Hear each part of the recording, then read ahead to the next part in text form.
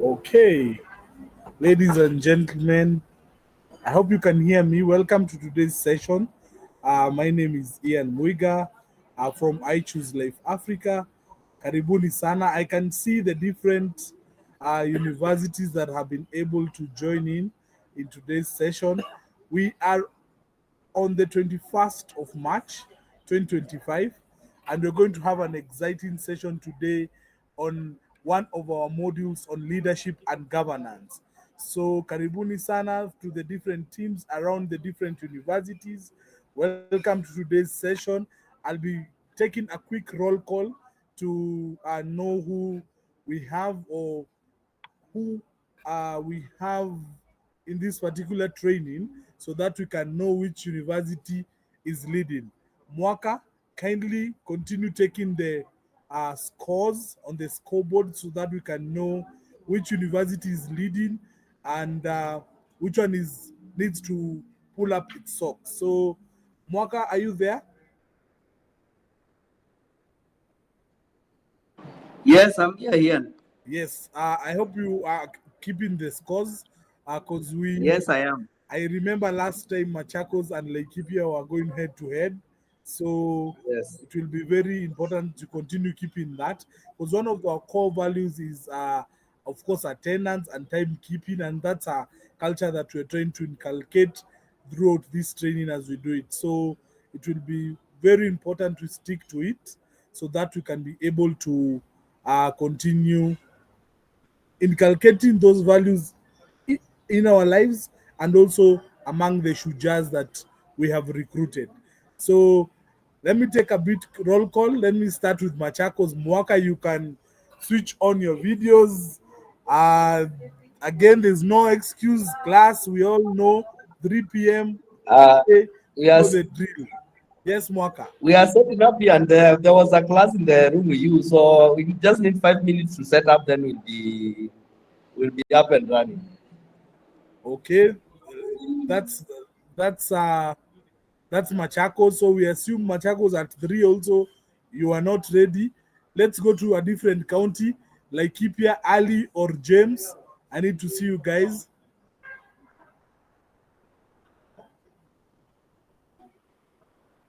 All right, thank you, Ian. With me in this hall, we are 10 members who have just arrived by now. Others are still completing their classes and they'll join us as time goes by. Okay, so we have Thank you so much. Back to you. thank you, Ali. So we have like Kipia. I can see them already settled in a room, and they are. You said 10 or 12, Ali. Yes, Ali. 12. Okay, 12. 12, Thank you. 12 of And us. I can verify I've seen all of you. Karibuni sana. Team Laikipia University, welcome. Let's go to Wasingishu Prince and your team. Or where are you? Are you in Bomet or Wasingishu? Prince, we need to see you and the students in Wasingishu or Bomet. So, Wasingishu,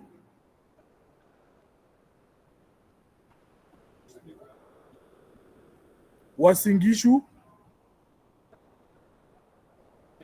Wasingishu 0, Bomet, Bomet, Bomet University. Where are you, Bomet University? Bomet 0. Let's go to Nairobi. Nairobi, University of Nairobi. Peter and Co. I can. Students are just from class; they are settling in. But you have How many are you? Switch on your camera. We need to know how many are you. We are taking a roll call exactly at 3. Peter, Felix, switch on your camera.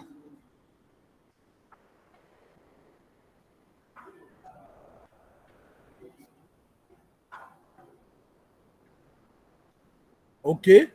Nairobi 0, Bomet 0, Wasingishu 0. Mwaka, I hope you are noting. Okay. So how many are you? I can see Nairobi. They are now checked in. Yes, Peter. How many? How many? Unmute. Unmute.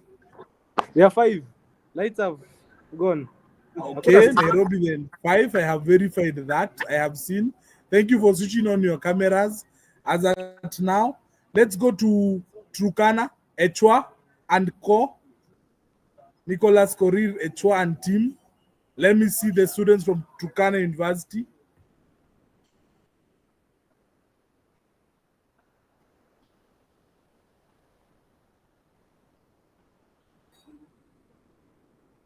Joseph Echwa. Mwaka, I can see you. We are not yet at Machakos. You at 0 first. Echwa.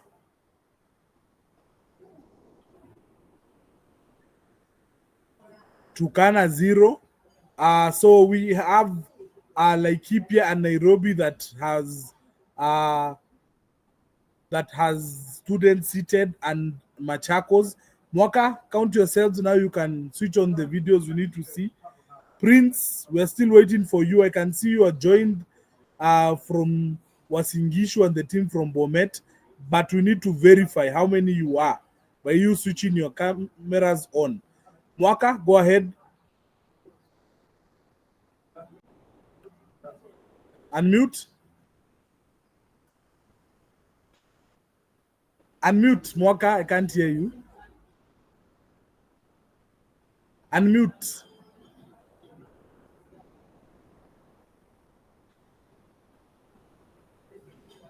Mwaka, you need to unmute. Yes. We are 9. Switch on the video. Switch on the video.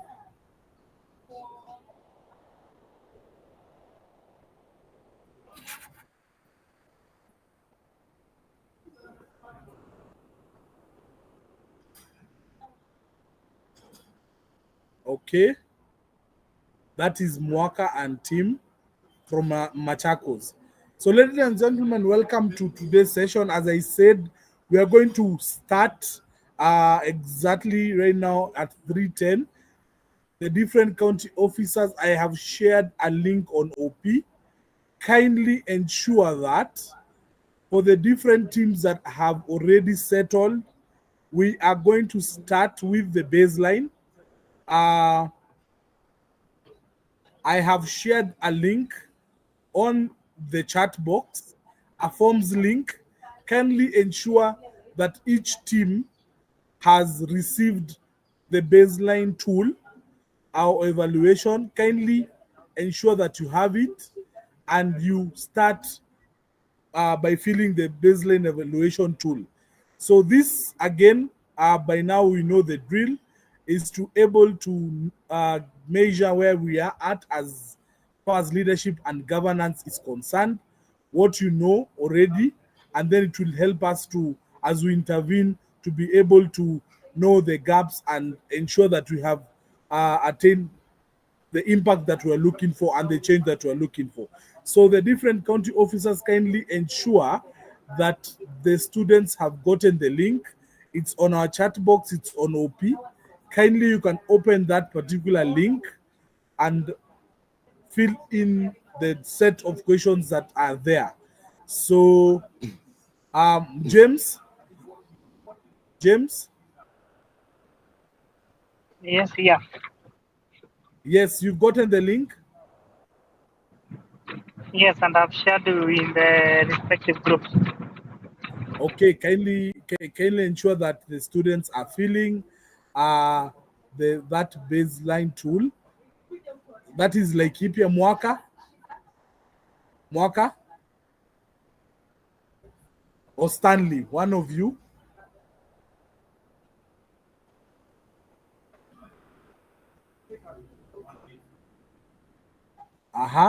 Peter in Nairobi and Felix and team, have you gotten the link? Remember also, I'll be checking which county is doing better than the other.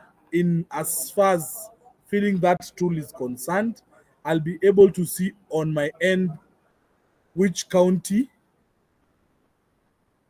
Approximately It will take you 2 minutes to complete the tool. So that should be quite fast from the different teams.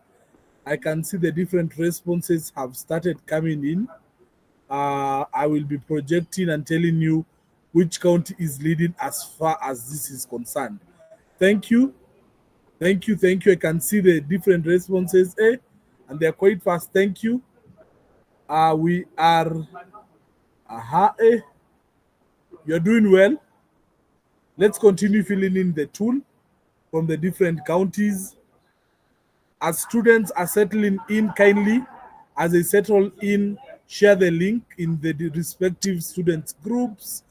Karibuni sana. I can see the rooms are starting to get filled. Thank you.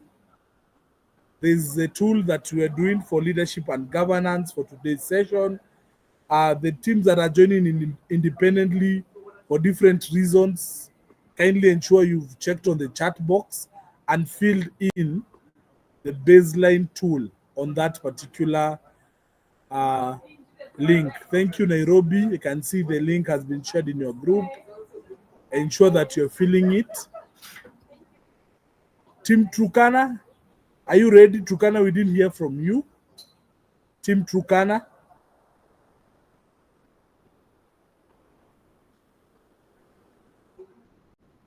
Setting up. Okay.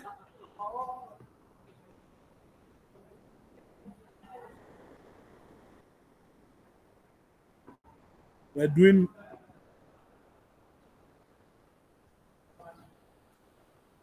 I can see the responses are streaming in.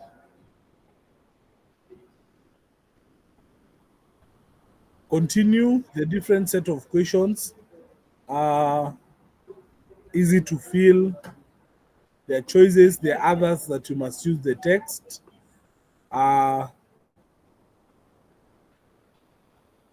Please be very truthful. It's not an exam.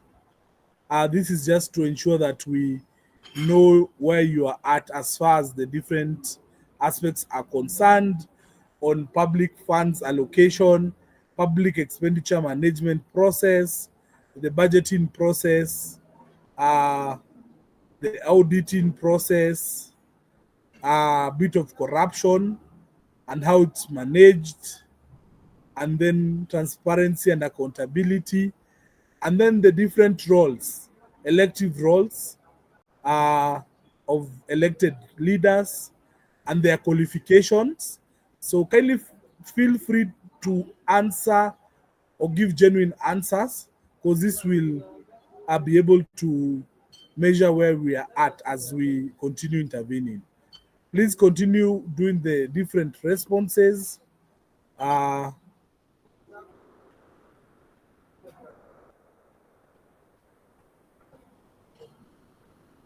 Winnie, I can see you. Karibu.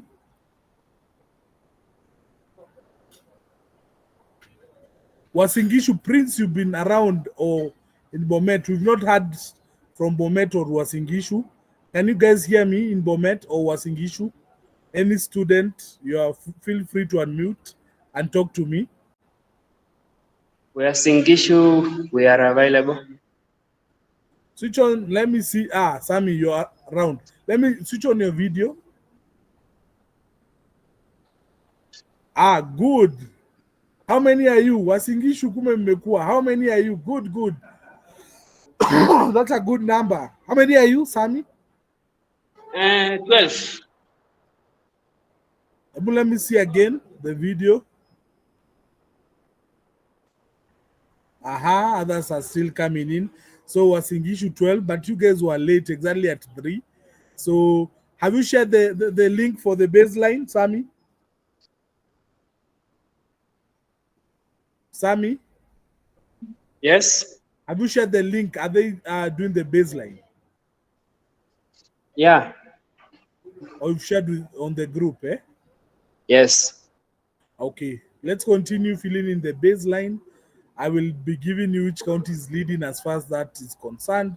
Bomet, Prince, I'm assuming you're in Bomet.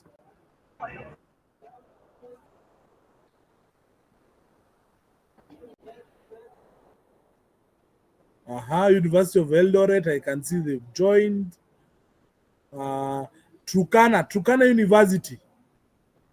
Where you guys unmute? Finally, you've sorted your issues. Turkana, let me see you guys.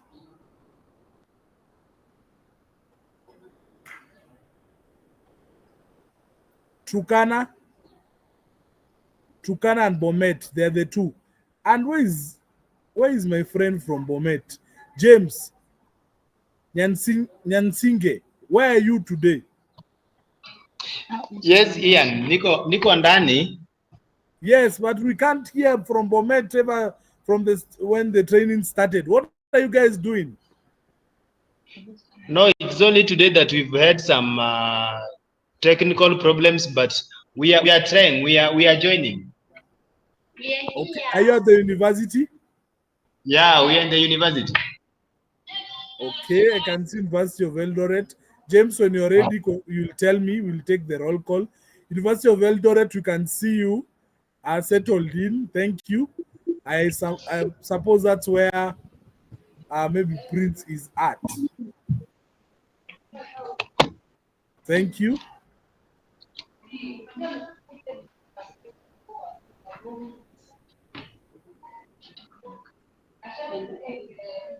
Thank you.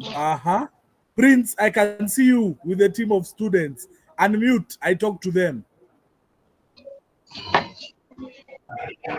They are here. You can speak to them. How are you guys?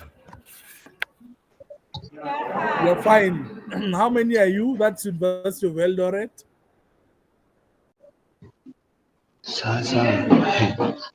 James, please. Yeah? 16. 16. Thank you. But you guys were unavailable when the training began. Moka, I hope you're noting that. Please, I hope you're feeling it, the baseline. University of Eldoret. Yes, yeah. Okay, ensure that the different students are filling in. We'll start exactly at 3:25. It's 3:18, just to allow you guys to complete that part of the baseline.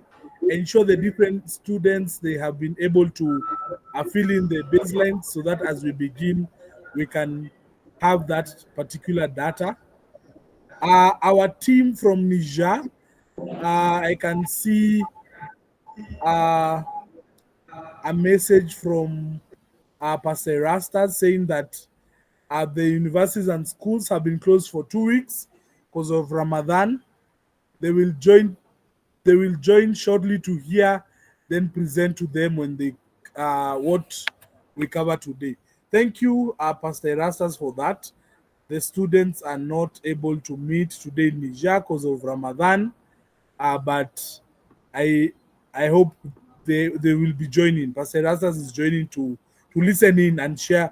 He shall do the lessons once they're back. Thank you so much.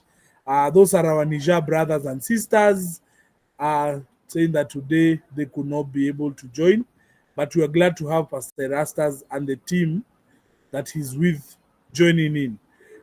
Continue filling the baseline. Let me see where we are at or which county is doing well in terms of the baseline. So county number 1 in terms of the baseline is Laikipia, followed by Machakos, followed by Uasin Gishu, Nairobi, then Bomet and Turkana.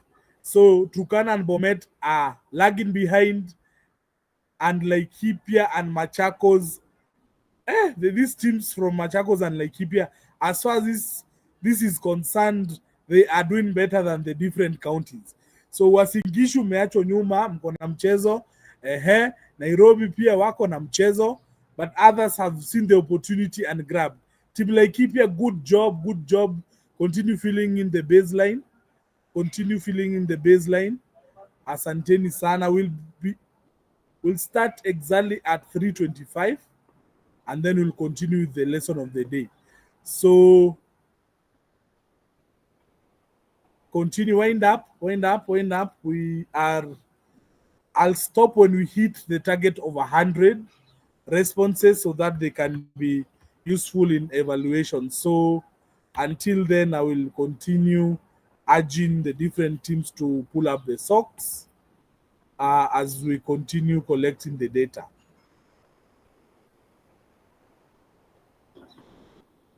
As we do that, I hope in studio, Sharon, we are ready. I will be giving you over to studio in a few. So kindly ensure that you're also preparing so that you can start over. We can have a seamless transition from where I'm at and the team at studio.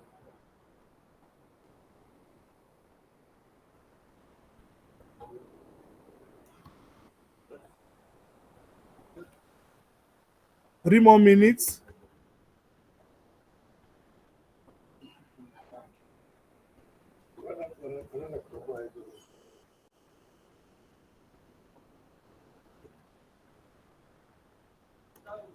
Three more minutes.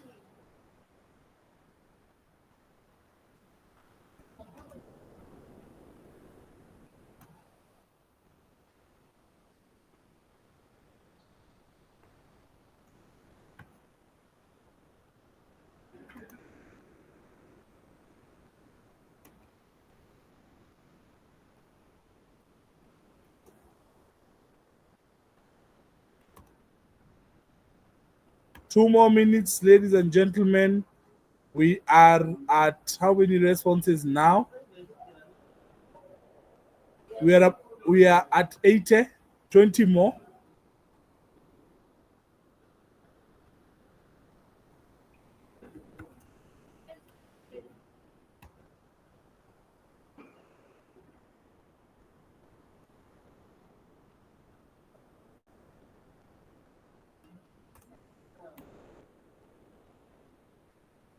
I can see the responses streaming in.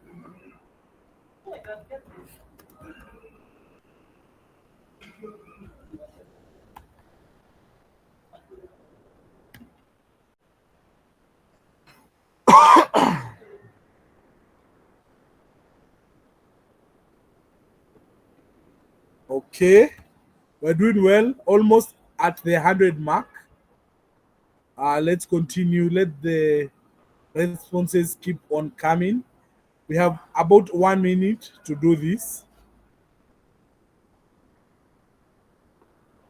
Then I'll hand it over to the facilitator of the day, who's also one of our alumni on leadership and governance.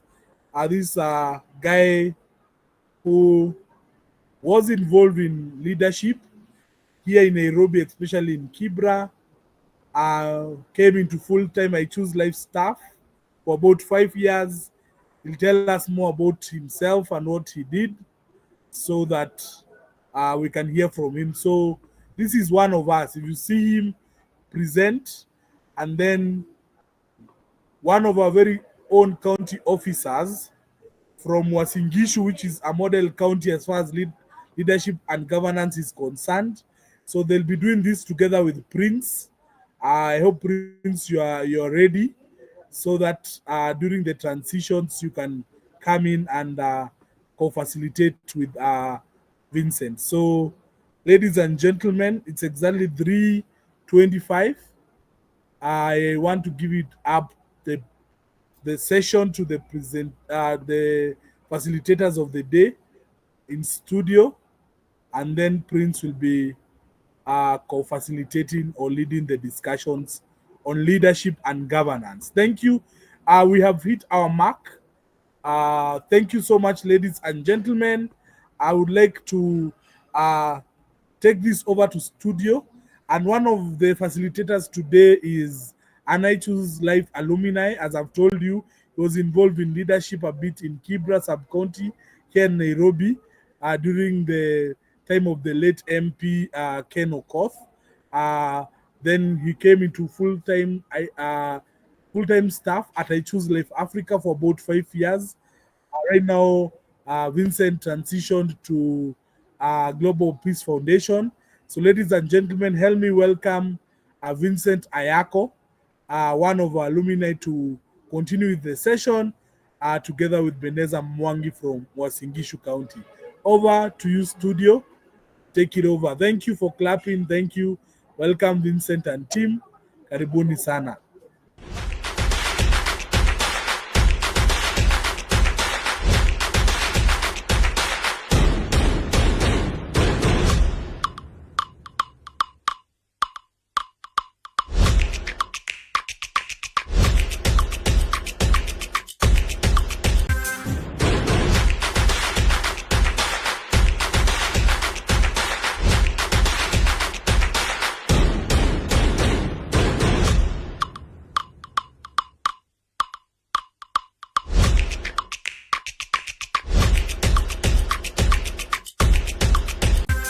So today I'll be able to take you through the training on leadership and governance.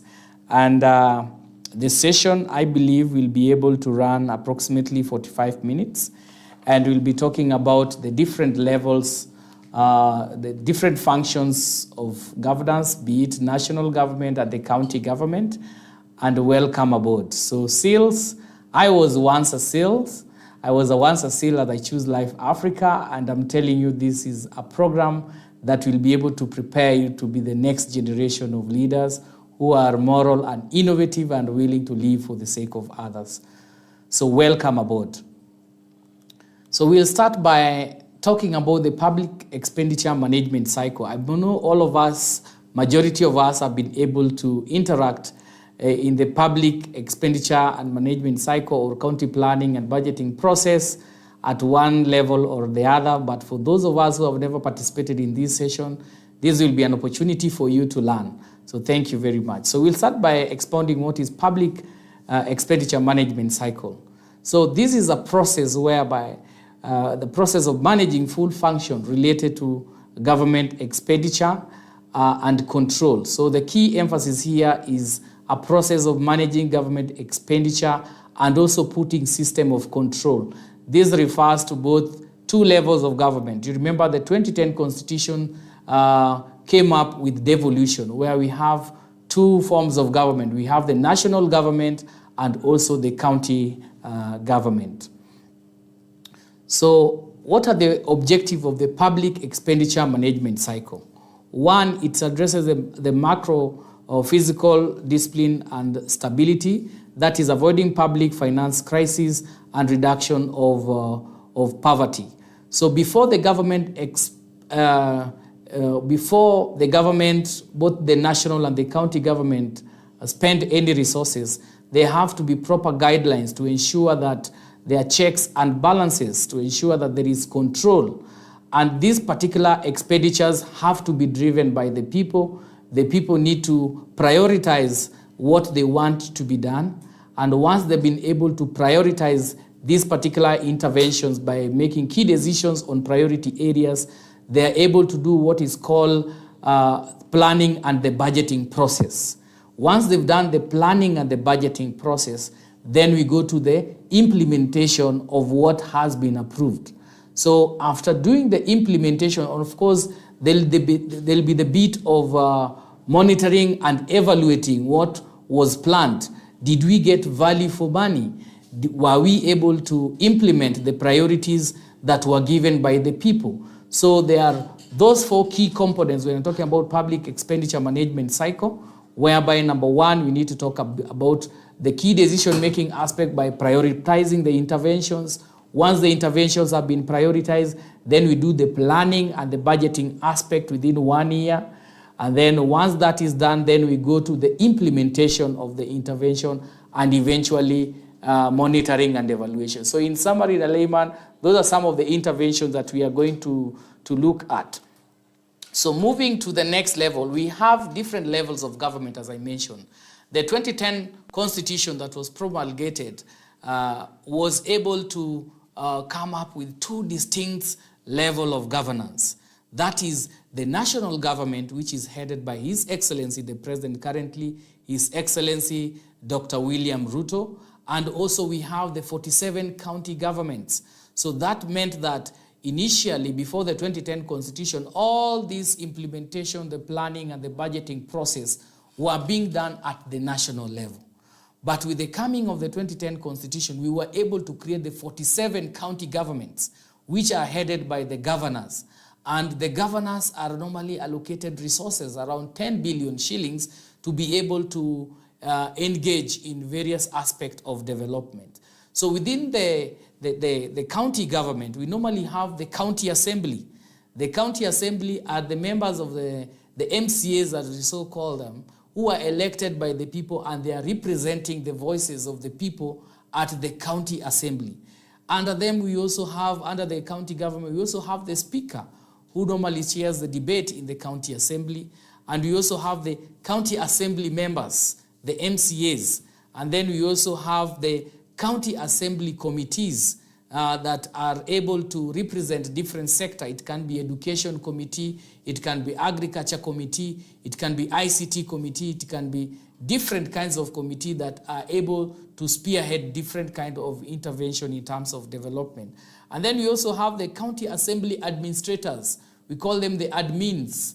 So within any setting, there has to be a system of administration. And I know this we borrowed from the Roman Empire, where there was order. So even within the assembly, there has to be order. We also have the county assembly administration. And then on the other wing, on the county government, we also have, here we are elaborating the county government structure. On the other right-hand side, we also have the executive committee, which is headed by the governor. And I'm proud to say that currently we also have both male governors and female governors with their deputies. So under the governors, we also have the deputy governors who are able to take charge in case if the governor is engaged or the governor is incapacitated, the deputy governor can be able to take charge. And then you also have the executive committee members. The executive committee members are able to represent various sectors at the governor's office. And under that, you also have the county administration. So in summary, even in the constituency level, if we take the model of, if we look at also the structure within the sub-county level, which we call the constituency level, we also have two offices at the constituency level, where we have the CDF, the NGCDF, National Government CDF, which is handled by the fund account manager. And at the fund account manager, we also have the NGCDF committee members. And you also have an administration aspect of that. And then when you come to the member of the member of parliament, we also have the member of parliament being the patron of the constituency, but he also has an office at the constituency level, which he heads, and then under him he has the staff that are able to execute the various functions. So when you look at also now the county government, the roles of the county government, the 2010 Constitution was able to differentiate the functions of the national government and also their devolved functions. But this doesn't mean that both are working independently. They are functions that are concurrent. They are concurrent functions. So they are able to complement and support one another.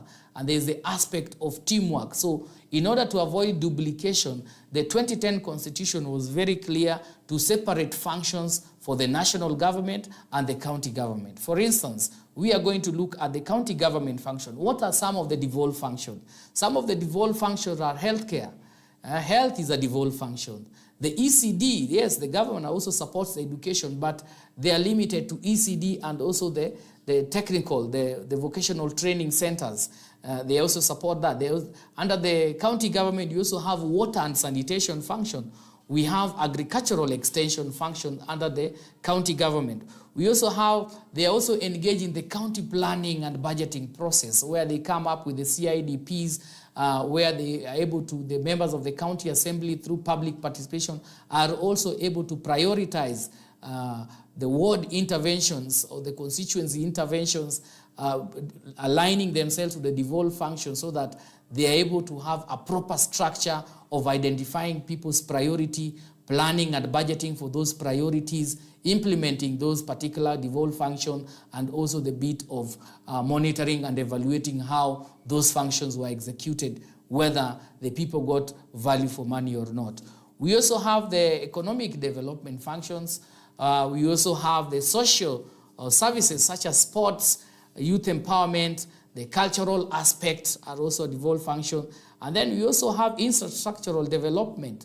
There are specific roads that are aligned to the counties.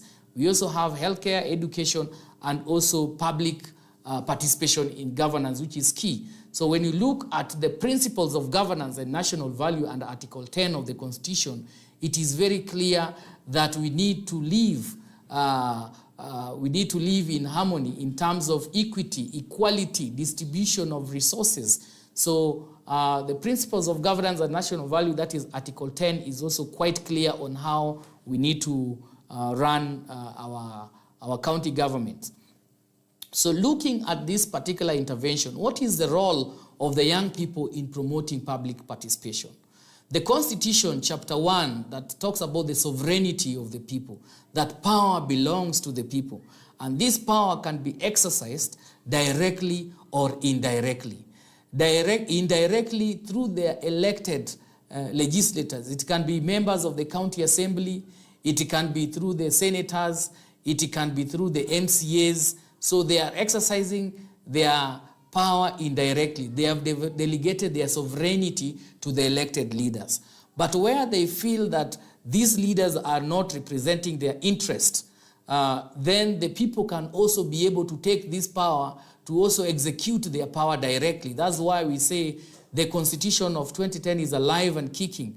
What the Gen Zs did in June was taking back power that they were able to delegate to their legislators, because they felt that the members of the parliament were not listening to them by giving them high tax burden. So they felt that if their interests were not being listened to, they were able to exercise that power directly. So we talk about Article 37 of the Constitution that allows for peaceful demonstration and picketing so that you are able to put your elected leaders to account. So what is the role of the young people in promoting good governance? The people, the young people, big, vital, and engaging forums on development agenda. The young people are able. So we, the young people, at this particular point, we are talking about our sales, our master sales.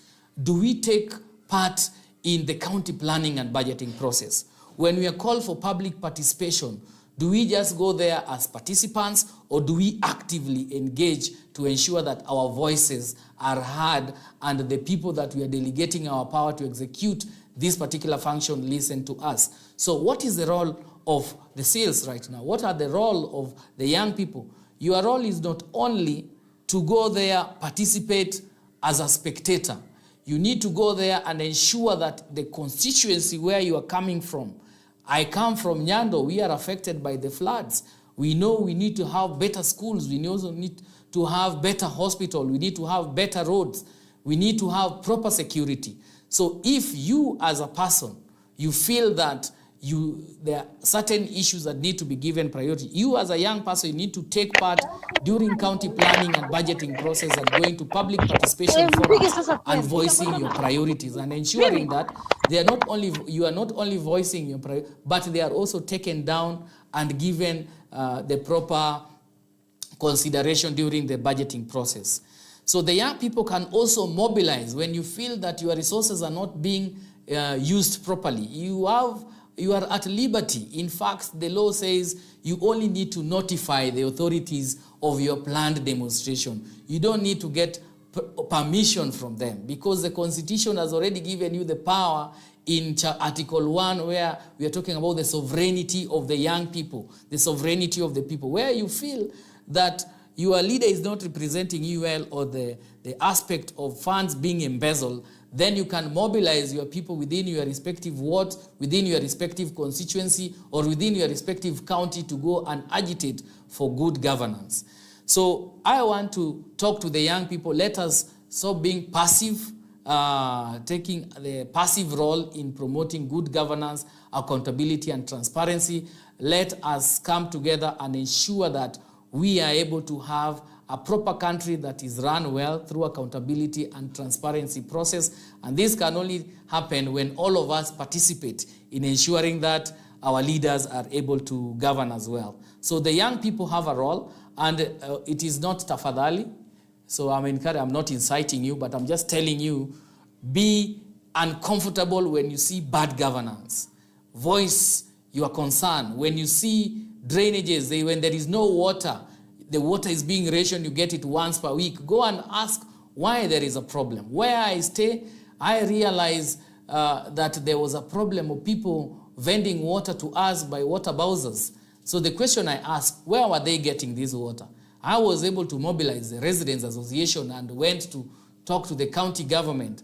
And they were able to fire the people who were in charge of the water department. And currently, we don't have a problem of water. So what did I learn? I learned that part of the officials or in the county government were intentionally rationing for us water so that they can be able to sell water to us through the water bowsers. So what is your role as a young people in promoting accountability and transparency?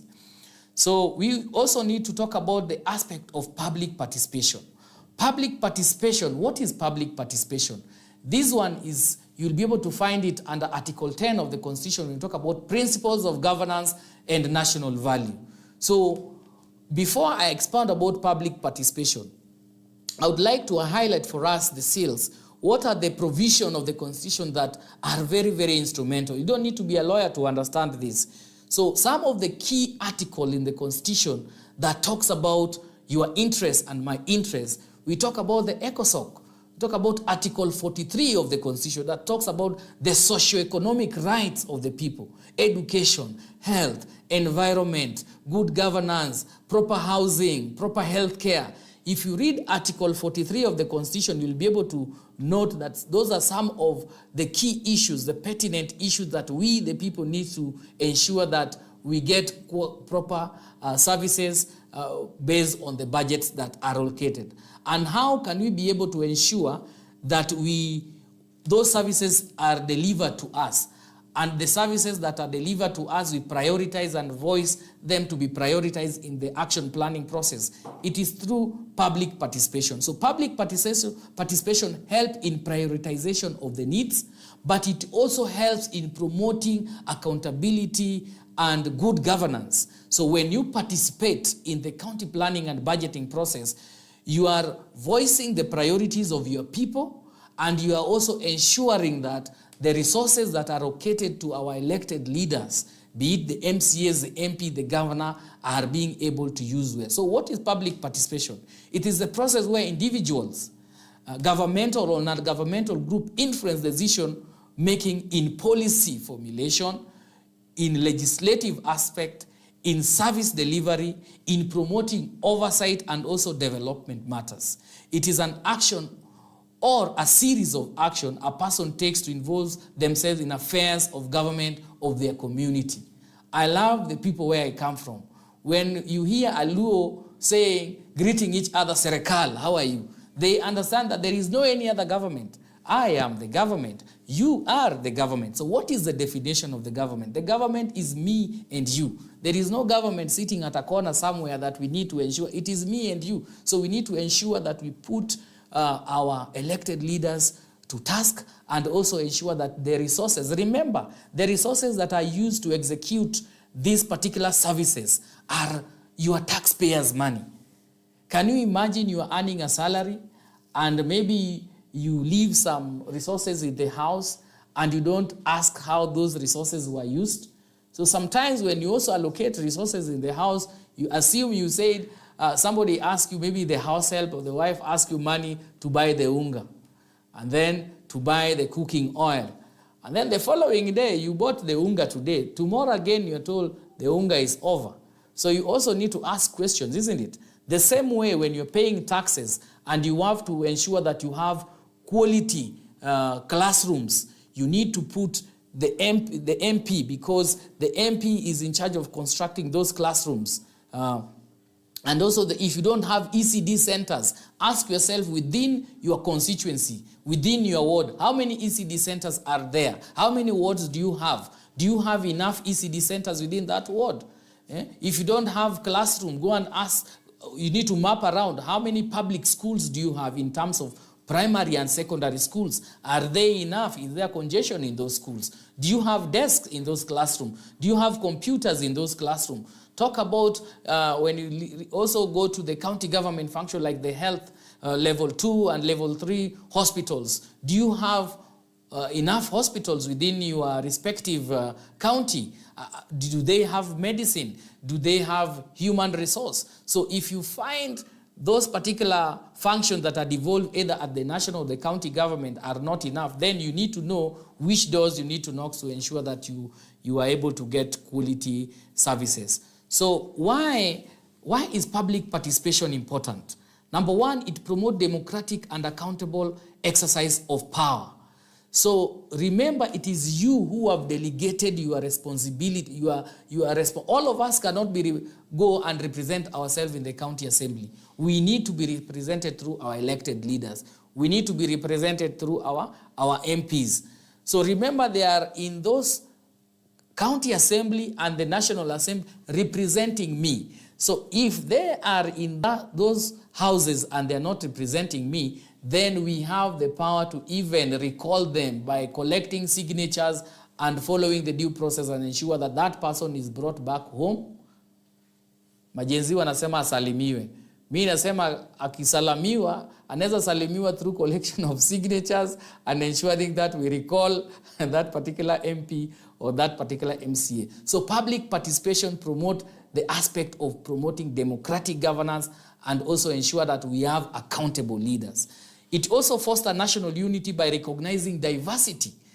If we have people being elected in a board, for instance, we have the CDF board, we need to ensure that that particular representation, the board represents different sectors of the society. We need to see the youth voices represented. We need to see person living with disability represented. We need to see religious leaders represented. We also need to see the face of Kenya. For instance, when you're giving bursaries and you're giving scholarships, you have a right. Article 37 of Constitution talks about access to information. You can go to that member of parliament, ask for the list of the bursary and seize and also audit how many Luos are there, how many Kikuyus are there, how many Turkanas are there. Is everybody represented? Because this is a national cake that needs to be shared equitably. So you going to the member of the MCA and asking for the list and seeing the distribution of in terms of ethnic. In Kenya, we are people of color, isn't it? We are like a rainbow. We have different tribes represented. So you have a right under the Article 37, which you talk about access to information, to go and ask this list and ensure that the list, the bursary that was allocated, represent the face of Kenya. We're also looking at why is public participation important. It recognizes the rights of communities to manage their own affairs or self-development. So when you talk about public participation, it is not the leaders who should come to us and tell us these are the priorities he thinks that we need. As I Choose Life Africa, I was working for I Choose Life Africa. They have a very elaborate program called Nani Kiongozi. And we were able to go to Machakos County and came up with a people-driven manifesto. In the people-driven manifesto, the people were able to identify the priorities, which we acronymed WEALTH. Water, sanitation, education, access to economic empowerment, health, technology, safety and security. So under education, they looked at the ecosystem and did analysis. How many schools, public schools do we have? How many bursaries were allocated? How many classrooms do we have? How many teachers do we have? So if you go to the county government, Department of M&D, they have the data. So you can tell the MCA or the governor that within my ward, like for instance, if you go to Kangundo sub-county, we can say we have only maybe, for example, 5 ECDs. Can we say now, by 2030, how many ECDs do we have to say? So where do we need to have? So you can go to the county government, Department of M&D and get the data. It's it on sanitation. How many households have been connected to running water?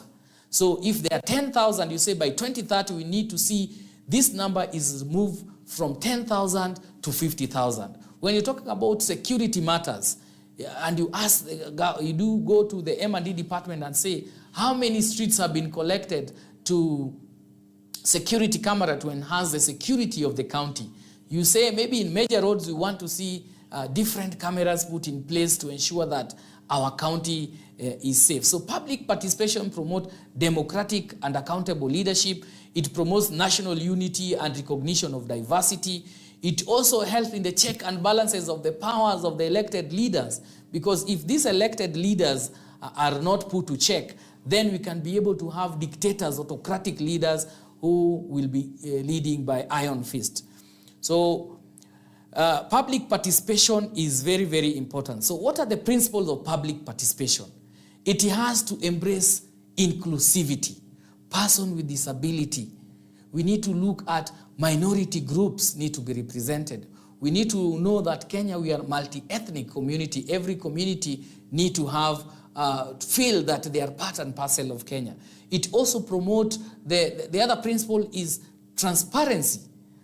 We also enhance accessibility and distribution of resources.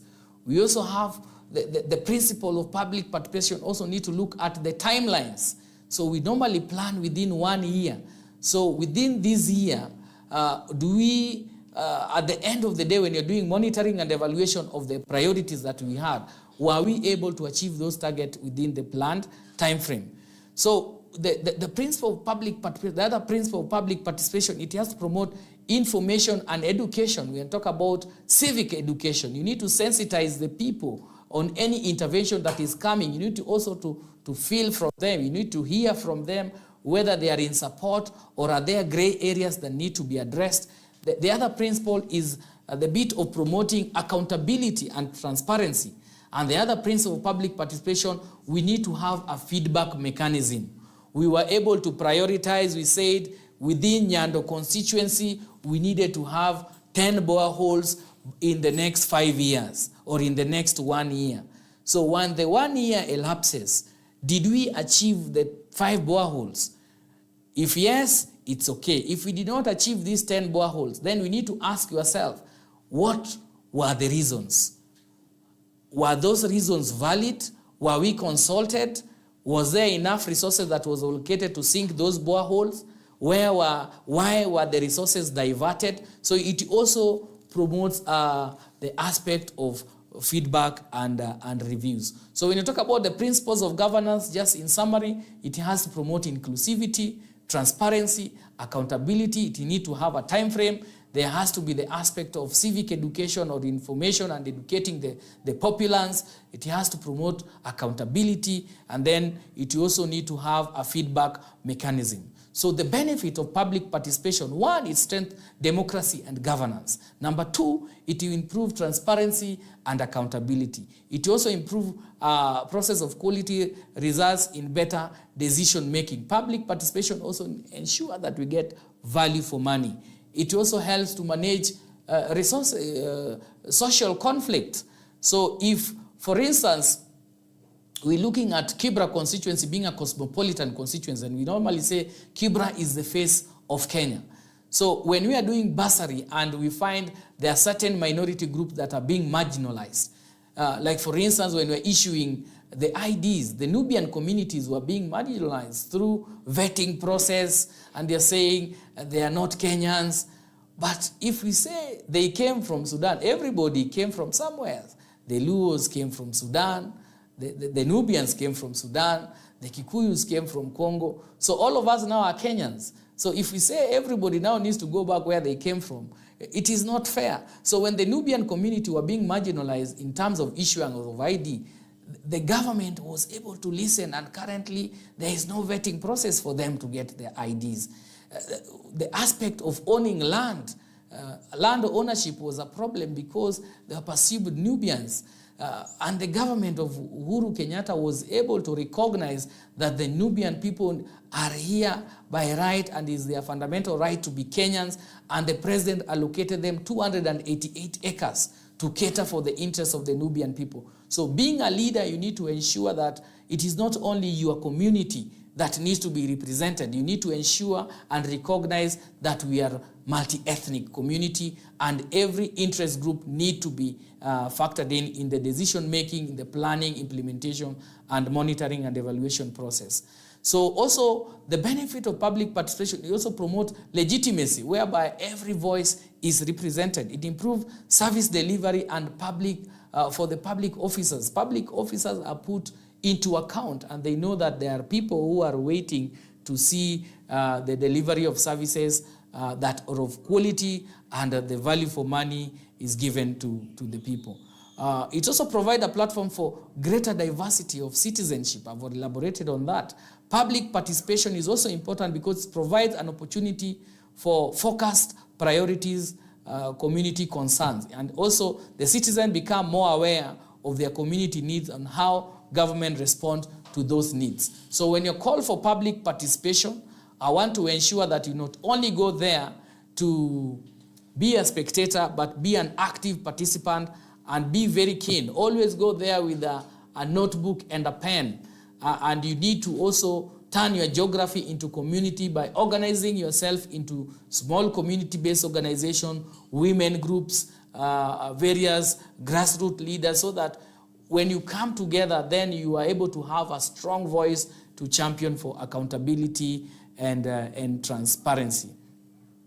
So as we are going to summarize the process, we also need to be cognizant of how the government plan for the fiscal year. Normally the planning starts in April.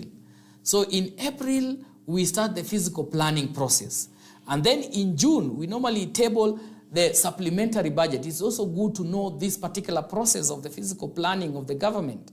So in June, on June 23rd, we normally have the tabling of the supplementary estimates. Supplementary estimates are those estimates that you give. You had already planned, you have exhausted the resources, and you need to spend more resources. You can never spend more resources when the people's voices have not been heard and also been factored in. So once they're factored in and they're approved, that's when you can be able to appropriate government resources. Remember, those resources do not belong to an individual. They belong to the public. And before you spend any coin from the public, there has to be a legal process. There have to be a proper way of ensuring that the expenditure is approved. So we normally have the supplementary budget A supplied on June 23rd, followed by introduction of full supply of main estimate and supply of supplementary estimate. As you always know that before the government spends, the county assembly, the public participation has to be done. These proposals are normally supplied to the county assembly at the parliament. It's approved by parliament, and then the parliament can now give a go-ahead for various ministries and departments to spend the money. And then on December 10th, what happens on December 10th? There's a tabling of public accounts. 5 minutes.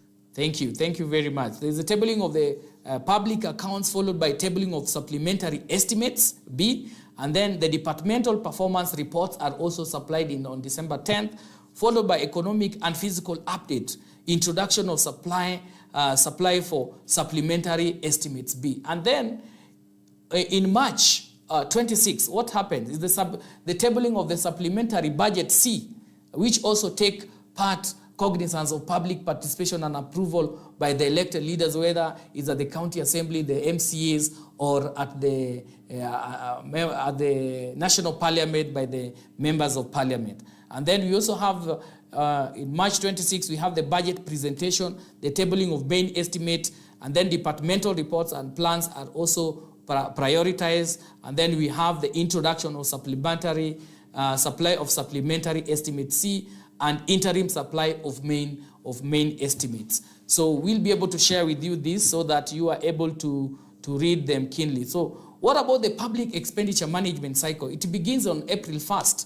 So in June 23rd, we have the tabling of supplementary budget A, followed by introduction of full supply of main estimates and supply of supplementary budget A, which also take part, which is also the public have to be engaged to prioritize the issues approved by either county assembly or parliament before expenditure. So on 10th, we have the tabling of public accounts, followed by tabling of supplementary estimates B, tabling of departmental results reports, economic physical updates, and also introduction supply of supplementary B. And finally, on March 26, when looking at the public expenditure management cycle, on March 26, we have the tabling of supplementary estimate C, budget presentation, tabling of main estimates, tabling of departmental plans, and finally introduction of supply for supplementary estimates C, and also interim supply of the main estimates. So looking at the budget cycle, we'll be able to supply you more with this particular information so that you are able to dig deep and know the proper procedures to follow. At what point do you need to participate, and also to ensure that your voices are heard and resources allocated to these elected leaders are put to proper use. So thank you very much, and I welcome you for comments and also questions. Thank you.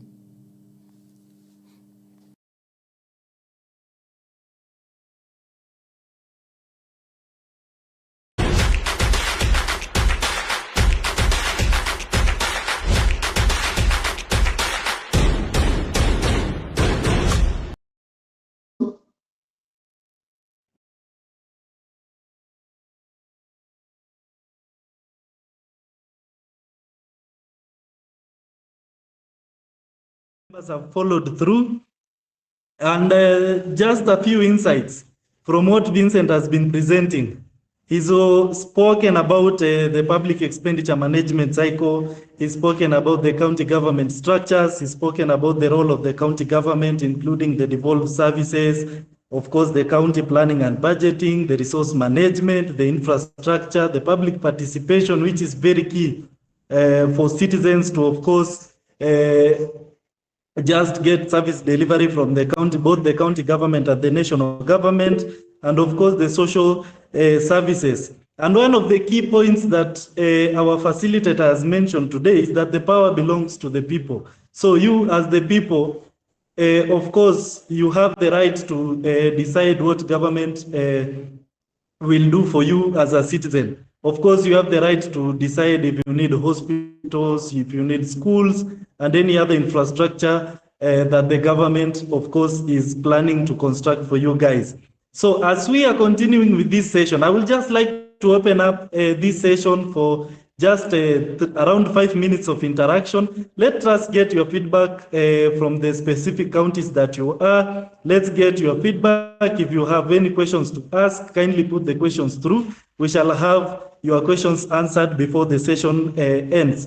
And as you are also planning to just give us feedback and of course tell us what you've learned through this particular session, we also want you to just point out some key examples of how you as an individual, you as a citizen, have participated in the youth participation in governance through the public participation, and why you think public participation is important to you. Of course, looking at the provisions of the Constitution, Article 43, which speaks about the socio-economic rights, and also recalling the MPs, the governors, and all other elected leaders. And of course, just looking at the benefits and looking at the public expenditure management cycle and of course, the planning and budgetary system, which starts from April 1st and ends, of course, at March 26th of the following year.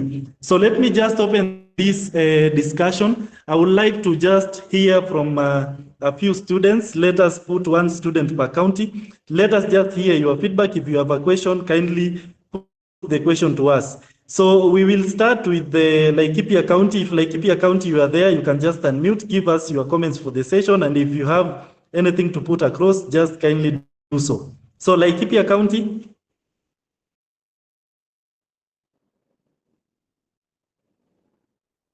So after Laikipia County, we will go to Nairobi County, then Machakos, and then Turkana, and lastly Bomet. So I can see a hand. Agri Seko from Turkana University, you've just raised up your hand. Kindly proceed. Thank you, sir. So I was asking, what are the qualifications of a presidential candidate? What are the qualifications of a presidential candidate? Good. Yes. So from the session, what is your feedback on the session? What have you learned during Vincent's presentation?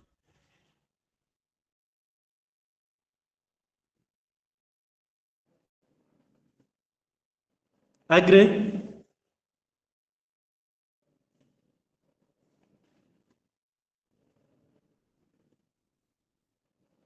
Okay. Pardon. Yes, I've seen you unmuted. Okay, just pardon the question kindly. So I'm asking from the discussion, what have you picked? What is your key learning point from the discussion that we've had with our facilitator, Vincent? I think from the discussion we have learned that before becoming a candidate, you should be having a degree. Then after the degree, so that you can be, then you must. Okay, and what about the aspect of public participation? Yes. Okay, thank you. Ali from Laikipia, kindly unmute and proceed.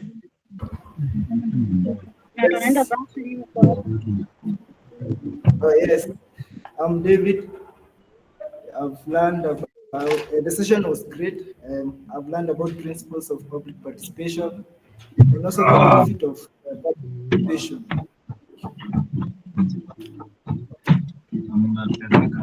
Thank you, Ali. So I just have one question for you, Ali. Now that you've learned the importance of public participation and the principles of public participation, what do you intend to do with this knowledge? Abigail, kindly you can mute. I'm planning to inform my tutors and also my peers, and they also be aware of the same. Thank you. Okay, thank you, thank you, thank you. Let's go to the next county, Machakos County. If you are ready, kindly proceed.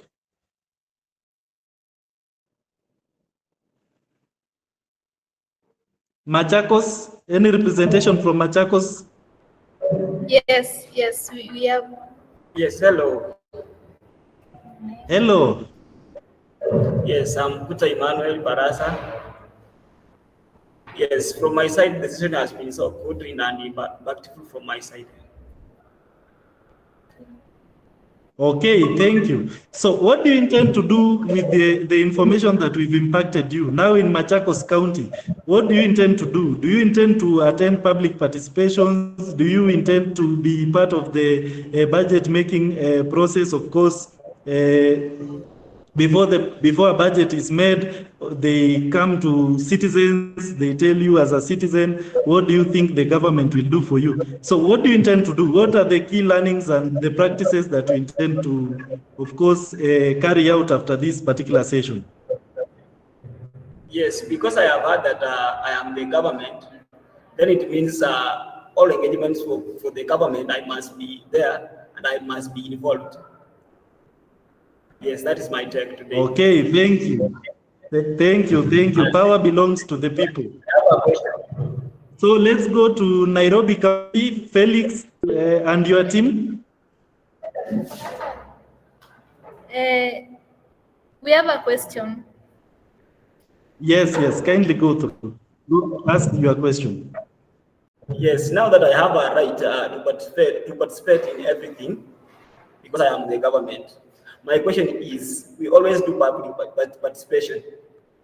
Who are these people that review our views? Because we always give the views, but the action is opposite our views. How can we take this now? Okay, so I've captured your question that after you've done public participation, who is that person at the end who receives your view? Is that the question? Yes. Okay, thank you. So let's go to the next county. Felix.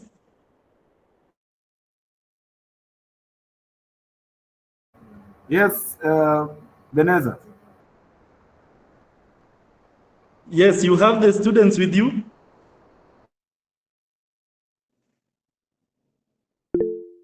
Yes, I have the students here, and we have a lady who will say something.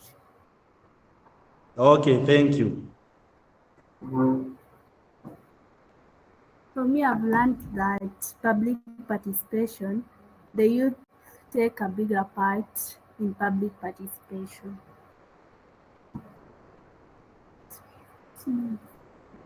By the youth takes. they can participate by involving themselves in mandamano, speaking out, or they can also participate by making videos on TikTok or something like that, for my case. Okay, the digital integration part of public participation, and that's a very key point. So what happened last year during the finance bill demonstration is that young people participated in throwing out the finance bill, of course, through the mandamanos and such. Some of them had the idea of what they were demonstrating about, and some of them were, of course, clueless on what they are supposed to demonstrate about. And that is very important. Every time we just ask young people, go through the discussions that the government is having. Try to understand what government is bringing, what policies the government is bringing forth. So that is a very key point. And let me just ask you again from Nairobi County. Do you know the processes of recalling maybe the MPs, the governors, and other elected leaders?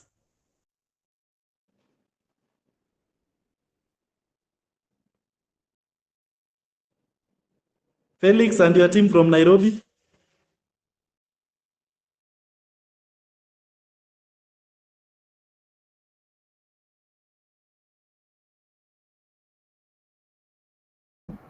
Pardon, we couldn't hear you well. Just pardon the question.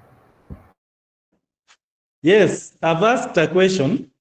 Now that you guys understand the importance of public participation, do our members also understand the processes of recalling maybe MPs, governors, and other elected leaders?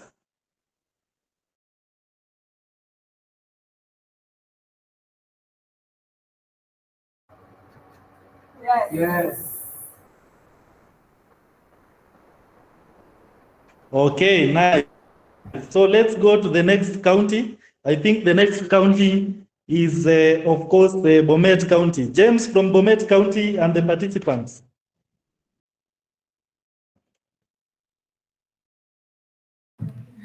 Okay, thank you so much. This is James from Bomet. And first of all, let me comment on the session. But before that, I have a question, one question. How can we overcome challenges that organizers of this public participation encounter? We see today I might be organizing for a public participation task, but there are a lot of these challenges that I might encounter. So how can we go about them? Now, as a comment concerning how the session was interactive and very educative, having an importance of public participation, like enhancing decision-making quality, strengthening social cohesion, and also under the principle of public participation, like inclusivity. All the people should be included, like there should be transparency.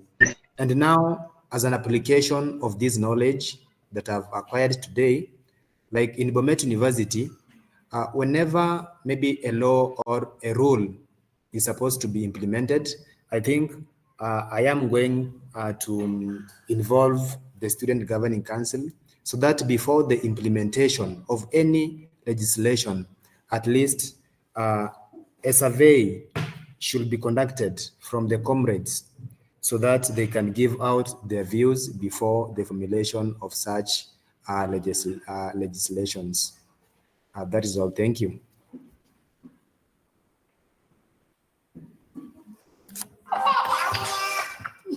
Thank you very much for that, James. We've heard your question. We will also respond to the question as we, of course, finish this particular session on public participation. So I also have a comment here from University of Eldoret. Let us also hear what University of Eldoret students are, of course, perceiving this particular topic on public participation. So you can kindly take us through what you've learned. Okay, good evening, ladies and gentlemen. I'm Collins Mark from the University of Eldoret. First of all, I would like to appreciate the facilitator for the good job, for directing us as youths and citizens, so that you cannot be misled, so that you can know everything that is happens within the government. Yeah, and I wanted to ask something to the facilitator. He said that we should involve ourselves in the government.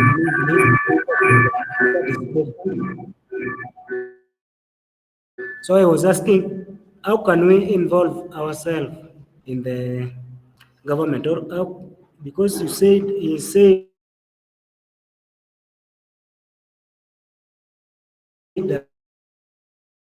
that we should ensure that to attend, because as youths, maybe the county government prefer those who are probably doing well financially. So we youths, maybe they can see us that we don't have anything, we don't have wealth, we don't have money, we are just, we don't have jobs, we are just there. So it is very hard for them to include us. Now I was asking the facilitator to tell us how can we engage ourselves, or how can we attend such meetings, because it's very hard. Maybe we want to get to power, we want to take those positions. For example, me, I would like to be an MCA by 2032, God willing. Now that I may not have the resources, I cannot be allowed. Now I would like you to elaborate and give us a guide on how we can involve ourselves in such meetings of the government, especially the county government meetings. Yeah. Otherwise, thank you very much for your time. I've learned a lot about public participation. Yeah. So I know we are going to do that exactly whatever you told us. Thank you very much.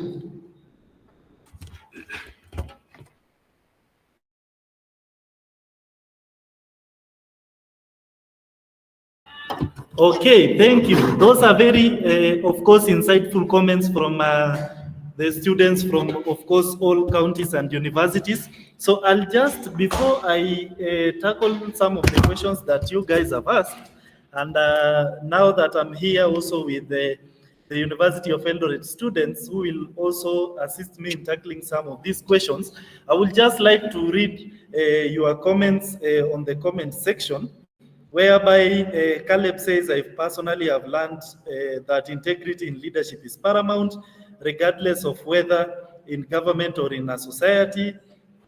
What only needs is to listen to people's needs and do the way they want, without dictatorship. That is called Caleb from Turkana University. Also, Agre from Turkana, Mercy from Turkana University also says, what strategies can ensure marginalized groups are actively involved in public participation? So every other time that the government does public participation, it has to involve citizens. So they always make maybe adverts on the magazines or maybe on the newspapers. Some of the counties even advertise just the dates that they are going to have public participation on television. Some of them use radios and the print media. But it is you as a young person, how involved are you? Do you know where your chief's office is? Do you know where your ward admin's office is? Do you know where your sub-county admin office is? Because most public participations are done from those spaces. They are either done from the chief's office, maybe from the ward admin's office, maybe from the sub-county admin's office. So it is you as a young person, how involved are you in the process of public participation? Then there was also another question, I think it was from Bomet County, and the students were asking, now that we've presented our views, how sure are we that the government will listen to our views? Or we've presented our views, where do those views go to? So we've given out our views, who receives the views. So every time you give your view in public participation, it is the government officials who are in that particular public participation who receives your views. And those public government officials are always drawn from the departments which are crucial in that particular meeting. So if it's a finance public participation, then they draw the departments and leadership from the departments from the finance committee. So every time they have to have leaders and representatives from those particular departments to undertake the public participation. In some instances, we find that you as a citizen have given out your views, then these people go and should change your views, and of course, at the end of the day, whatever you gave out is not being implemented. So as a citizen, you can also write a petition. So this is also a most effective way. So if it's a county government public participation, and you felt that your view is not, of course, captured in the document, so it is you as a citizen to write a petition to the county assembly of that particular county. So if it's Uasin Gishu County, you write a petition to Uasin Gishu County Assembly. Then take your petition to the county assembly. Of course, the speaker will give you time to just explain what you think about what you've written and why you have that particular petition presented to the county assembly. So you as a citizen, you have to take the role and the responsibility in guiding this particular process. So I can also see Felix Omondi from Francis from University of Nairobi says what separates good governance and leadership from great leadership and governance. So what separates good governance and leadership from great leadership and governance? So of course, we all understand if a leader is delivering, or maybe if a leader is working on developments. So for instance, a few weeks ago, we saw the InfoTrack report that Babu Owino is leading, of course, in the utilization of the NGCDF funds. Also, we also saw that Ndindi Nyoro is also leading. But again, from the same reports, we saw that there are people who are not utilizing the public finances for the NGCDF. And the Auditor General went ahead to explain to us why she thinks that these people are not utilizing their money. So that is just the differentiation. If somebody is working for you as a citizen in the ward level, or somebody is, of course, utilizing the resources they've been allocated to by the government for the benefit of you as a citizen, that is one of the first separation. The second one is some of you, like those who come from Turkana County receives a lot of funds, more than any other county in this republic.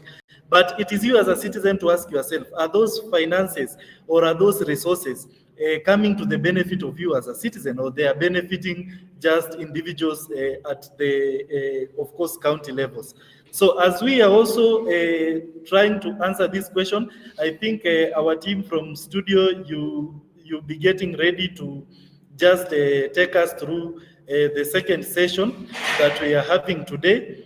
And just before we do that, Agri, kindly you can mute your device. I am seeing you unmuted. You can kindly mute your device. So, but also, as we are doing that, I just want to hear from you. What are some of the experiences you as a citizen have, of course, undergone through if you just went for a public participation? What were your experiences? In your view, what were your experiences? Were your views heard? And if they were not heard, what do you think you will do next to ensure that your views are heard? So I hope we've all listened to that question, and we are just brainstorming to answer it. So I'll give you 1 minute to just brainstorm. Then you'll come and each county will have one person to answer. As you are doing that, we will have one of the students here from University of Eldoret, of course, answering the question on what are the qualifications for one to become a presidential candidate. So I'll give you just 1 minute, so brainstorm that in your counties, then we shall get back. As we are doing that, our team from head office, you'll be getting ready to just to just invite the facilitator again to continue with the second session.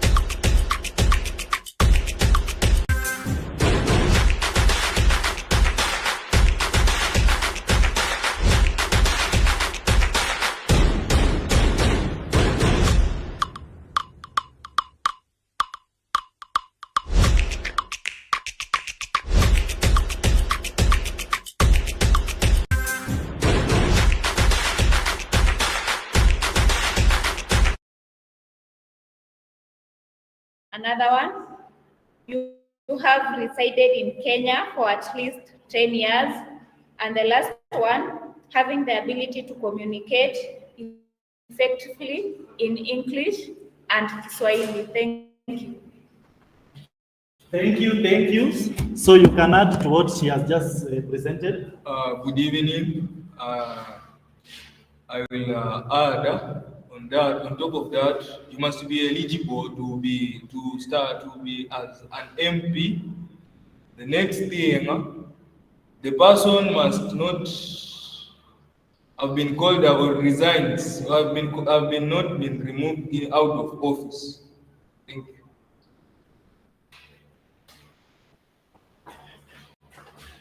Thank you very much for those particular incentive, of course, responses to that. But also, we shall expound on that. So let's just stay tuned, go through our second session. But remember, I asked you a question. So at the end of this particular second session, you will be able to, of course, answer me on the question that I asked you. I hope you've brainstormed. You've had a minute to just compile your notes. So back to you at the Podcast Planet for the second session.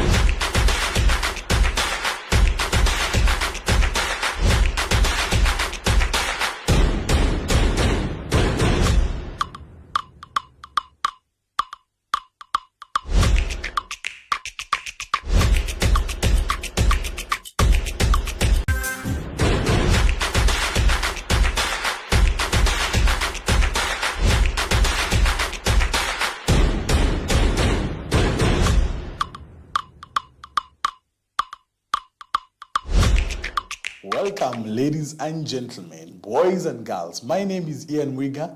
I work for I Choose Life Africa, and I'll be taking you through today's session on corruption-free generation. Stay tuned and join us as we interact on this topic. Najua corruption si kitu mpya country.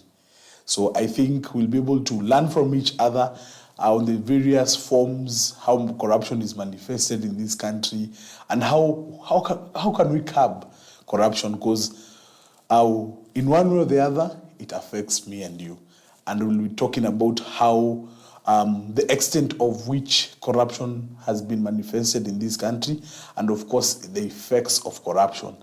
Two families in different households and to the community and generally in the country. So stay tuned, karibuni sana. So the section objectives are, one, of course, be able to get or define the basic terms of corruption cases and identify the various forms of corruption practices and ways of curbing corruption in the community, and of course the cost of corruption in our economy and development. So we'll be interacting. It's not about Ian coming to lecture you. We'll be interacting so that we can be able to come to your level so that we can be able to understand this topic in general. So our key message is, you can see that photo over there. You have an English class, and the teacher is, the photo is saying, one day our country will be corruption free. Which tense is that? It's a joke. Future impossible tense. Then you can see the student who is replying to the teacher that that's impossible. But once upon a time in school, it is possible to have a corruption-free generation in this country. So as we are going through the SEALS training, is knowing that corruption can be killed and can stop in this country. So what is corruption? I want you to turn to your neighbor or the person sitting next to you, kama ni mdee, mama chali. What is corruption really? Corruption. What is corruption? So we'll be looking at it. And then you can see the various forms of corruption. There's a picture there. You can see some things or things exchanging behind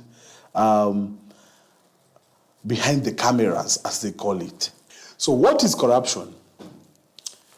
If someone came and asked you, what is corruption? And what do you understand by tukisema corruption? Because at the end of the day, corruption is big. We see it every other day in the news, in the TV. I don't think there's a week that goes by without a corruption case in this country. But what is corruption? And then I want to bring this close to you. People in Bomet University, Laikipia University. What do you call corruption in maybe your mother tongue? Ama Sheng. Corruption ni nini?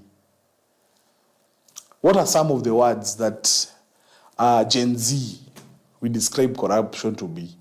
Watu wanasema ni hongo, huku Nairobi wanasema ni chai, kitu kidogo.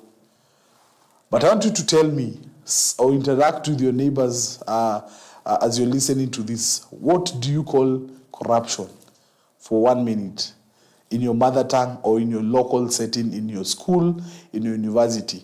What is corruption? Or what is the sheng or the slang name of corruption? And then at the end of the day, have you ever come to face with corruption? It will be interesting to hear the different stories and how you went through corruption or any form of corruption. Maybe pengine ulikuwa umeshikwa ukitoka tao late na makarao, then you were forced to bribe. Or I want to hear some of the stories. So 2 tasks. 1, corruption in your sheng or in your slang language. And then the second one is any encounter of any case of corruption or form of corruption for 2 minutes. Just interact among your groups. Then 2 groups will share the different stories around corruption. So what is corruption? So corruption is the impairment of integrity, virtue, or moral principles. And those are big words. Integrity, keyword, virtue, and moral principles. It's the act of commission or omission resulting in personal gain at public expense. Well, come to think about it. One of the maybe biggest cases of corruption in this country, for example, we have in the 2000 there was, during the Moi area, there was Anglolism that was big, that cost even the selling of some of the government property, like Regency, the story of Akinaka Kamlesh Patni. Well, these are the different corruption cases. That is 2000. Looking at the Kibaki era, also corruption was big in this country. Looking at the different forms of corruption that have been there over the years. Which is the biggest corruption case that went viral in Kenya? Maybe in the recently. Maybe one of it. We have the issue of KEMSA, Ministry of Health during COVID. We also money being looted. And this was for personal gain. And when you're looking at the inequalities or the effects of corruption, you look at the gap in this country between the rich and the poor. And how does that manifest? And what effect does it have in this country? We'll be looking at it. But it's the omission or commission resulting in personal gain at public expense. So this is public money going to few individuals for their own gain. It is dishonesty in matters of trust. That is corruption. But we'll be breaking down the different keywords. We've seen integrity, we've seen virtue, moral principles, dishonesty. What does all that mean? So corruption, there are different terms that you need to be familiar with them. Of course, corruption, accountability, ethics, embezzlement, lobbying, governance, integrity, transparency, and fraud. And we'll be looking at the different terms quickly so that we can be able to understand better what we mean by corruption. So I look at accountability. It's just a big word used in different places, but what exactly does accountability mean? So there's a concept that individuals, agencies, and organizations, whether private or public, and even civil society, are held responsible for reporting their activities and executing their power properly. It also includes the responsibility for money or other entrusted property. Accountability, if you're given an amount of money, for example, 50,000 Kenya shillings, you can be able to account back every single coin, showing how the money was used. That is what accountability is. And of course, if you're talking about corruption, accountability comes in big. Because at the end of the day, this is public money or public resources that are given to individuals for them to be able to account back and tell us, this CDF money, you're given 100 million per year. How have you distributed in the different constituencies? That is accountability. What is ethics? Another key term. Because when you're looking at corruption, ethics come in. We've seen under the definition, it is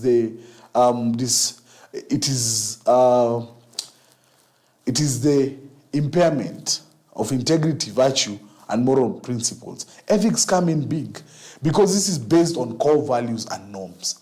Ethics are a set of standards for conduct in government, companies, and society that guides decision, choices, and actions. Now, when you talk about someone who's not ethical, basically this is someone who's not following policies set out in the different, for example, even in procurement processes. You look at people who are very unethical, you do dubious things so that you can be able to give a tender to your relative or your friend.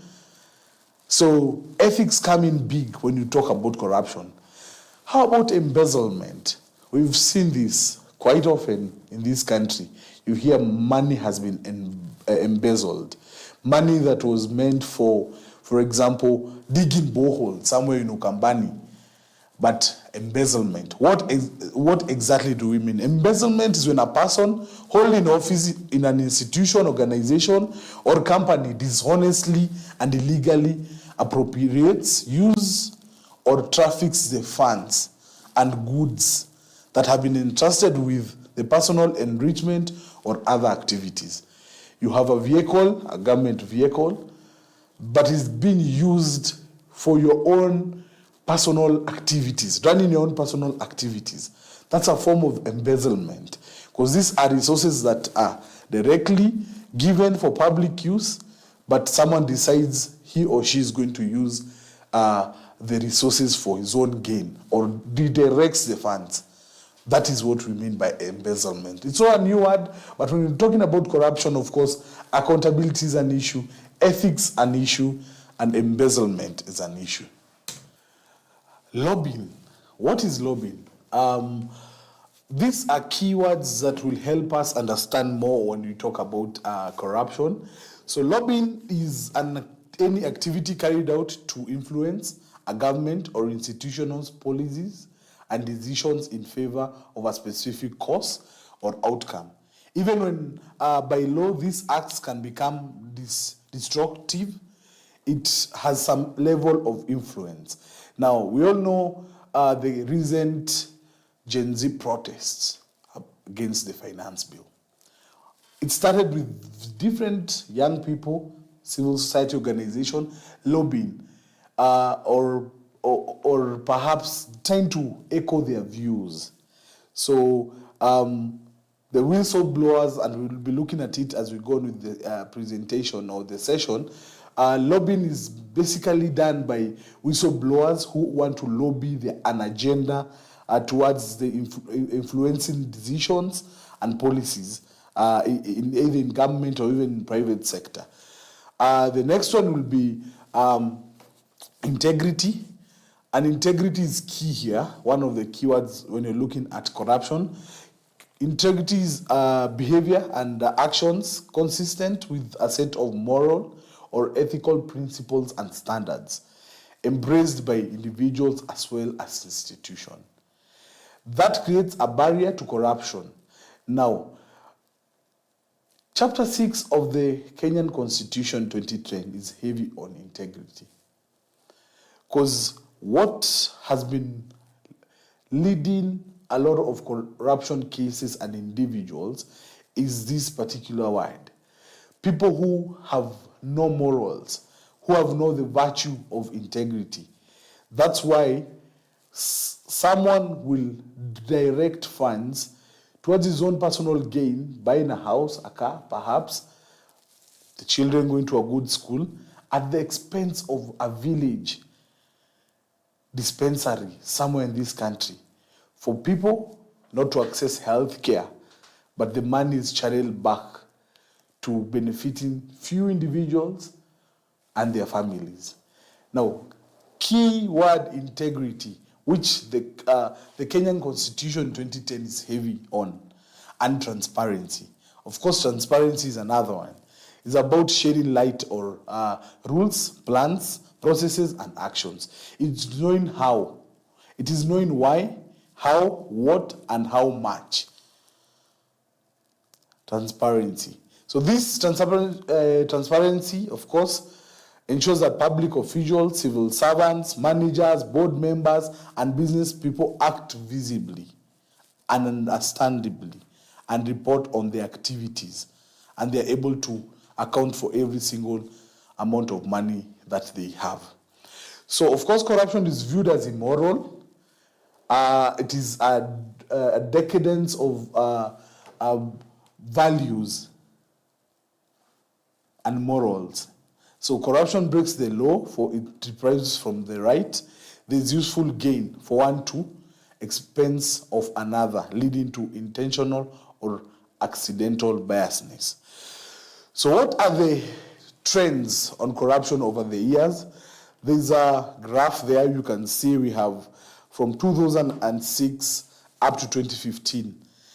This is data from this country that corruption has been in sort of a rise, a fall, rise, fall, but with the difference of the highest being 27, that is around 2012, and then up to 2015, you can see the rate there is around 25. So it has not been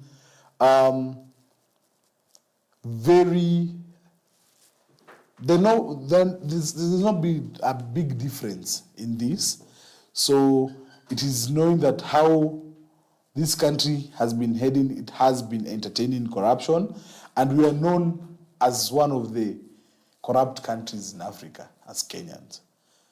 You can see another data there from 2012 again to 2022. The global ranking of Kenya being at 128 out of 180 countries. And then look at 2021, a score of 30 out of 100. This is current situation or the trends on corruption levels in this country. And it is a no-brainer that as a country, we are not doing well. Of course, youth and societal values and norms. Why? This is a report from the Aga Khan University, Kenya Youth Survey Report 2017. Quite interesting, looking at how youths gave their views in this debate. 50% believe it doesn't matter how one makes money as long as one does not end up in jail. True or false? This is a survey done in 2017, but 50% of Kenyan youths believe it doesn't matter how one makes money as long as they don't end up in jail. And this tells you a lot, looking at the keywords that we've gone through, where the ethics, the morals, integrity, transparency. So this data gives us what, as a society, we stand for, and it tells us a lot as young people. Again, 47% admire those who make money through hook or crook. It is all called hustling.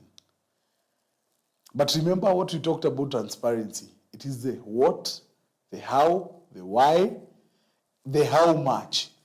But 47% of young people,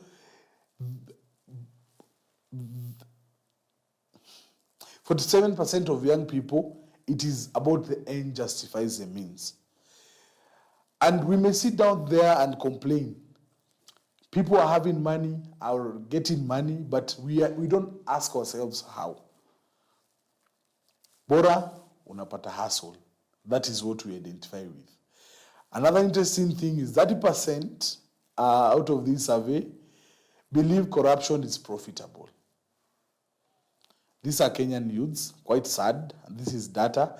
35 believe they would readily take or give a bribe. Another interesting data, 73% of young people are afraid to stand up for what is right, for fear of retribution. And this is in Kenya. But looking at this, it tells us more as young people where our values, integrity, transparency, ethics fall. But this is a generation that is changing. You remember the key message on this session? It is possible to have a corruption generation, a corruption-free generation. It is possible to have a corruption-free generation. Now, I want you to break out into your groups, and I'll give you 3 tasks. 1, what are the forms of corruption in the society? Now, how is it manifested? What are the forms of corruption in the society? 2, what is the cost of corruption to the society? And 3, what are you doing to address corruption in the society? Then we'll come and look at how it is manifested, the cost of corruption, and then finally, how can we address corruption in the society? That's a 15 minutes discussion. Go to your groups, group leaders, ensure that those 3 questions have been addressed. And it will be good to hear the different stories and approach on how different people have gone through and experienced corruption so far. So it is the form, and then the cost, and how can we address this? Because it is possible to have a corruption-free generation. Thank you. Welcome back. I hope you had a good breakout session discussing the 3 tasks. I'll want to go straight to discussing just a brief highlight of the cost and the burden that. Over to Beneza.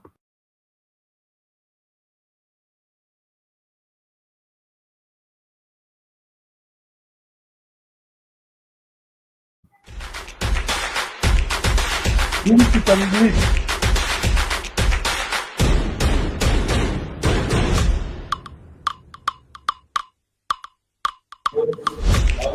So the different teams kindly let us just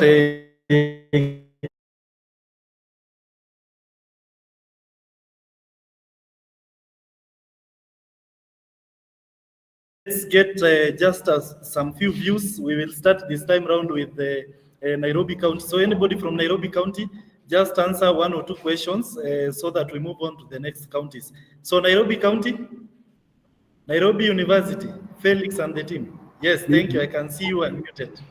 What are the questions? They were projected for some seconds and they went lost. So can you give us the questions? Oh, they were projected and they went lost. They lost one. Please, they can be projected again. Eh? Cost and how can we address this? Because it is possible to have a corruption-free generation. Thank you. Welcome back. I hope you had a good break.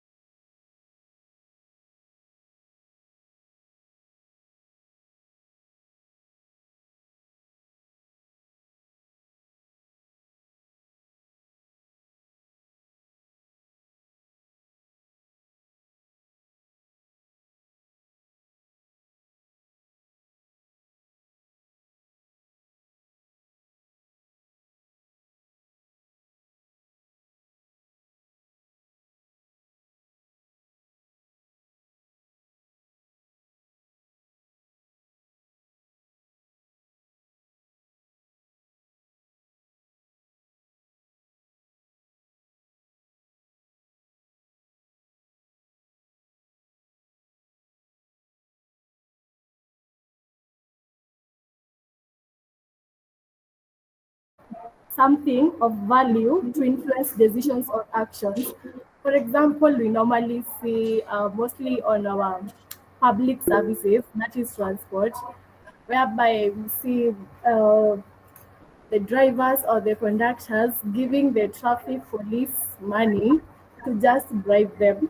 And then again, we have embezzlement, which is misusing public funds for personal gain. That mostly happens with our politicians. We all know that. Then we have misuse of public resources. That is using government or company assets for personal benefit. And maybe lastly, we have abuse of power.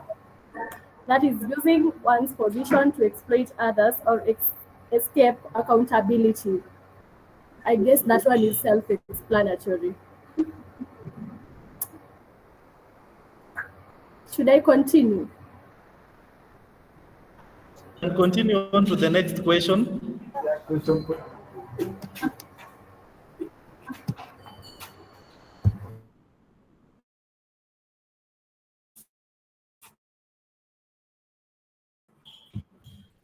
Felix and the team, you can still hear us? Yes, we can hear you. Yes, we can hear you. Okay. So what is the cost of corruption and how can we address corruption?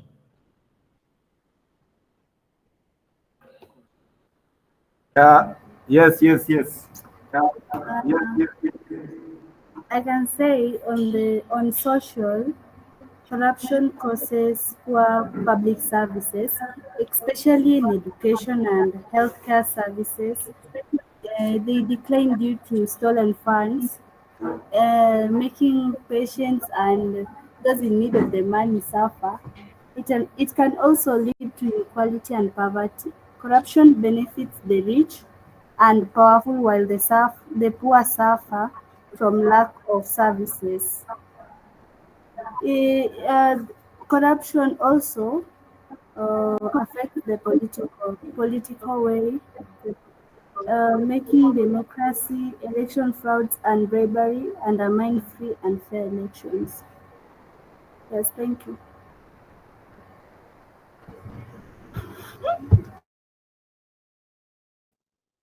Okay, thank you for that particular discussion from University of Nairobi. So maybe we go to Machakos University if you are prepared.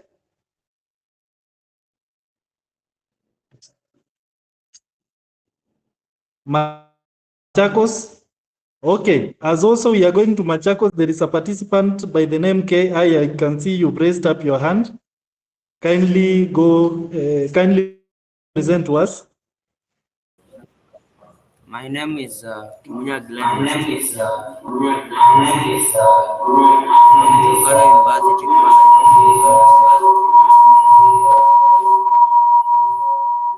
Kindly mute one device.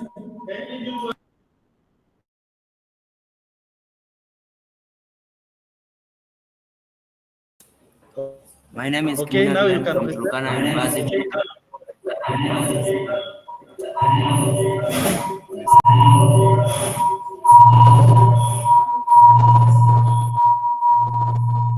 So kindly mute one device, mute all of them, then mute one, and then you'll come back again to present. And I would like to take us through the Okay. forms of corruption in society. Okay, we can now hear you. Go for it. Corruption forms within our society, affecting different sectors and levels of governance. First one, I would like to talk about bribery, and this one is involving offering or receiving money, goods, or favors to influence decisions or actions, whether in government, business, or private dealings. The second one, I would like to talk about the embezzlement. This one it involves the misappropriation or theft of public or private funds by someone entirely within their care. Then the third one, we have the nepotism. Nepotism, it involves the favor shown to relatives or close friends in hiring, promotions, or awarding contracts regardless of qualifications or merit. Then the fourth one, we have the fraud. The fraud usually involves the deceptive practices aimed at gaining unfair or unlawful financial or personal benefits.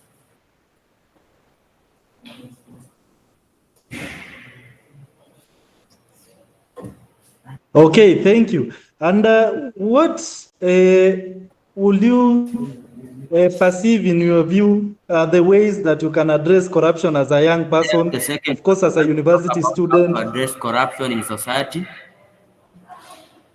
The first one, we have the strengthening of institutions.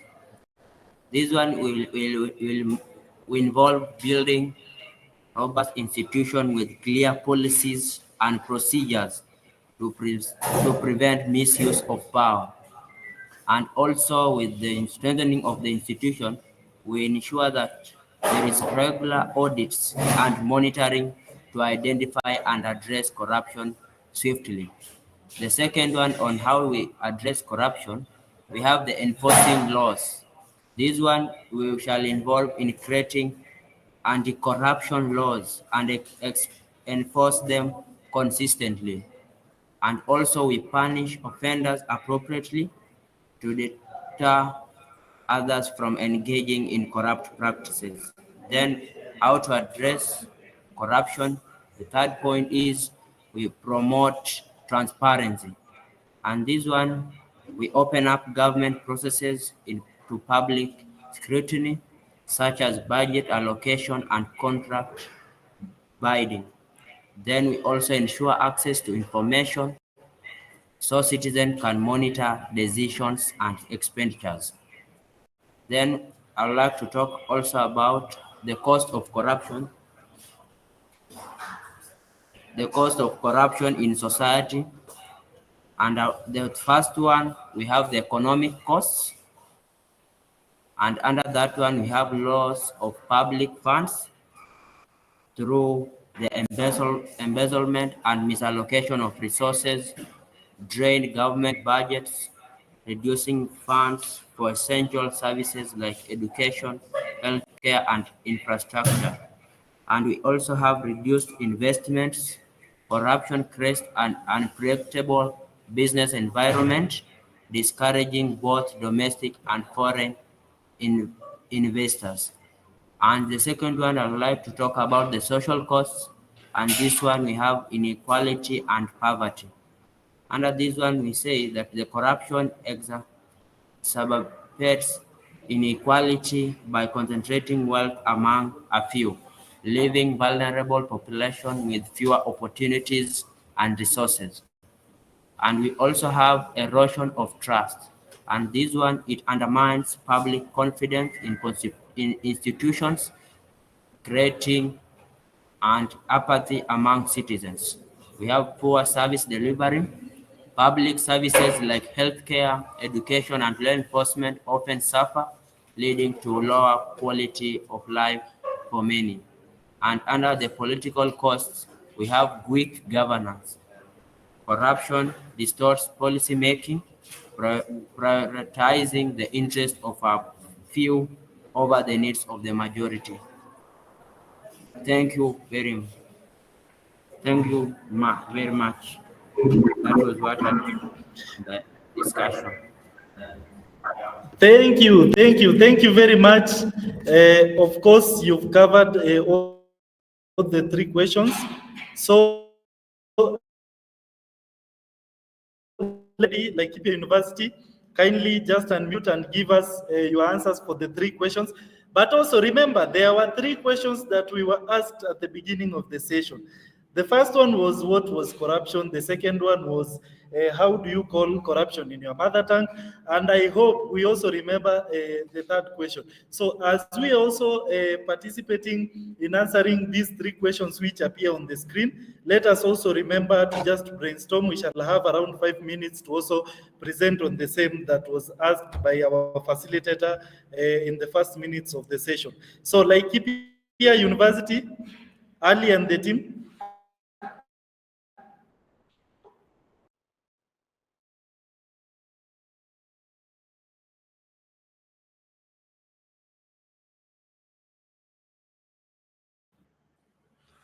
Okay, so Machakos, if you are ready, Machakos University.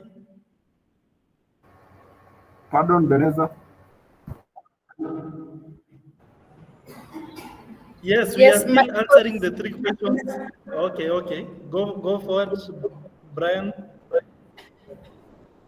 So this is Winnie Jepkoech from Machakos University. So in the first question, what are the forms of corruption in the society? So we've discussed and we've learned that some of the forms of corruption in the society are bribery, embezzlement of funds, and fraud. Yeah, so briefly, so these forms of corruption cost us as a society first, economically. So it makes us like the poor. Let's take an example of the poor in the society. So when these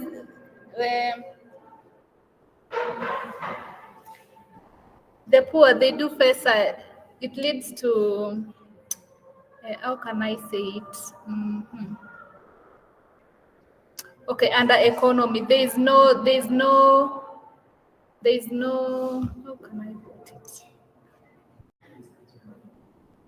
Sorry for that. So briefly, yeah, so you can also say it in Kiswahili.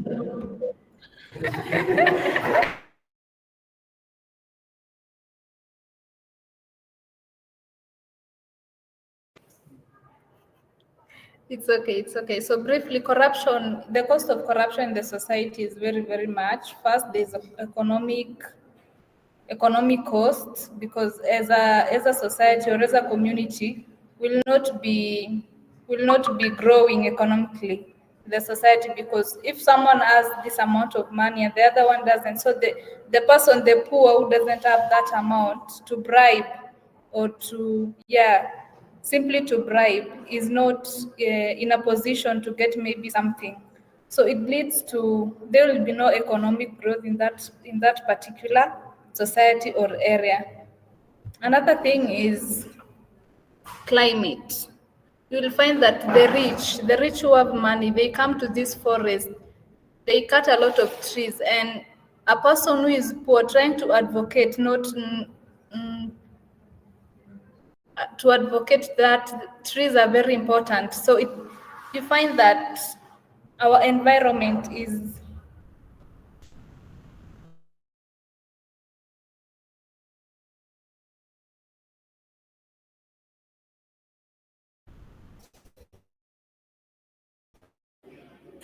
Winnie, we've lost you.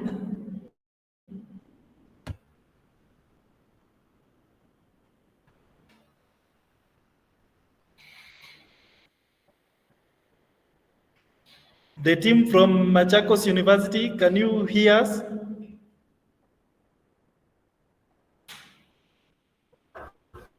Okay, so Winnie, we've lost you at some point.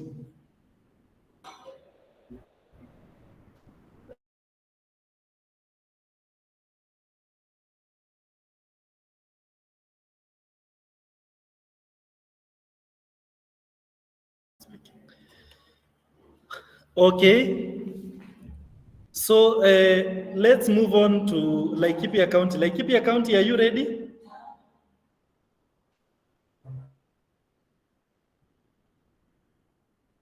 Laikipia?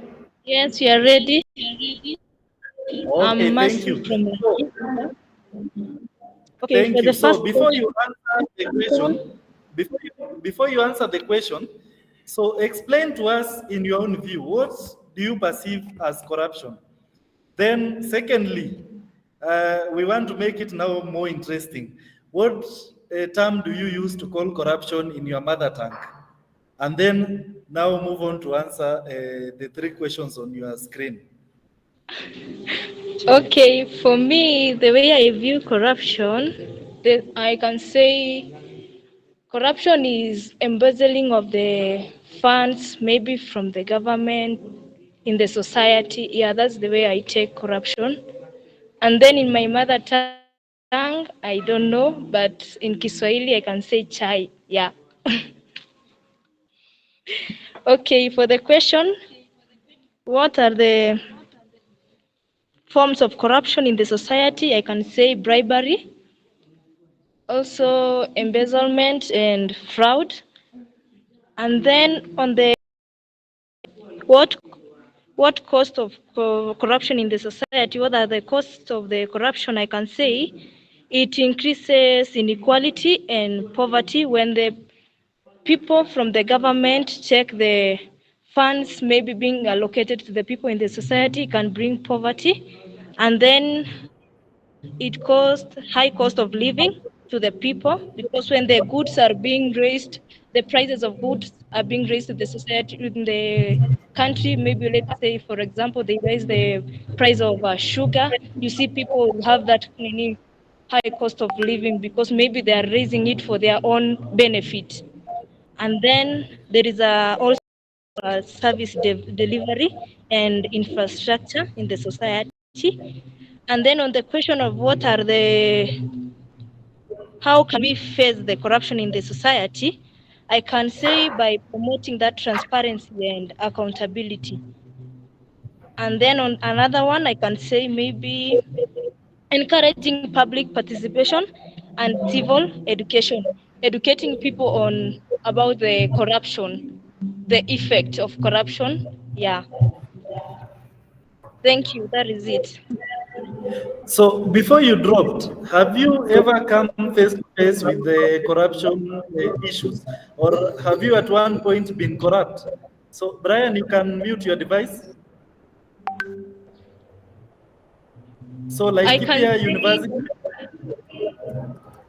I have seen corruption whereby that was in high school when we were taking bread. Then somebody comes and akuruka kwa laini. Yeah, I can say that was corruption. Okay. So unlike you did not find the 1 million chapatis that we are going to have for Nairobi. Yeah. So that's one of the cases of corruption, of course. So let's move on to the next university. Maybe we have a representation from Bomet University. But before we go to Bomet University, Winnie from Machakos was presenting something. And she stopped at some point, and the key points that she was, of course, presenting were very valuable. So Winnie, I can see you are back. Kindly just continue with your last question. And as you also do that, we also want to hear, what is corruption in your mother tongue? And have you ever come face to face with the corruption? So Winnie, now that you are back, kindly proceed. Okay, question 3, how can we address corruption in the society? So we've discussed and we've come to a conclusion that corruption can be addressed through demonstration. For example, the Gen Z demonstration during the finance bill. And another form that you can address corruption is through public participation. As youths, we come forward and speak out to the leaders.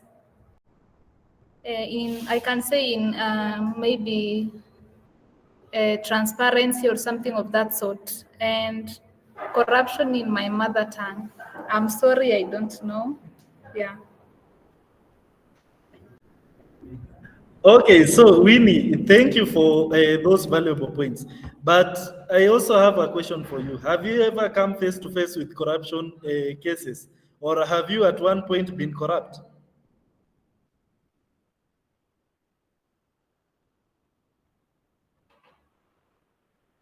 Winnie?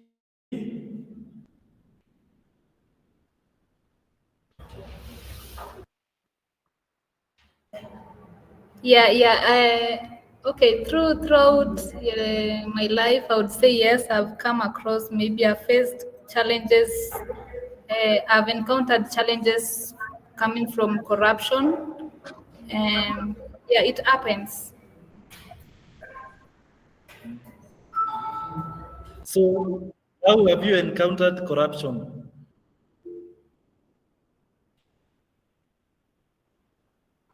So are you the one giving out something, or somebody was giving you something for you to either give them a service?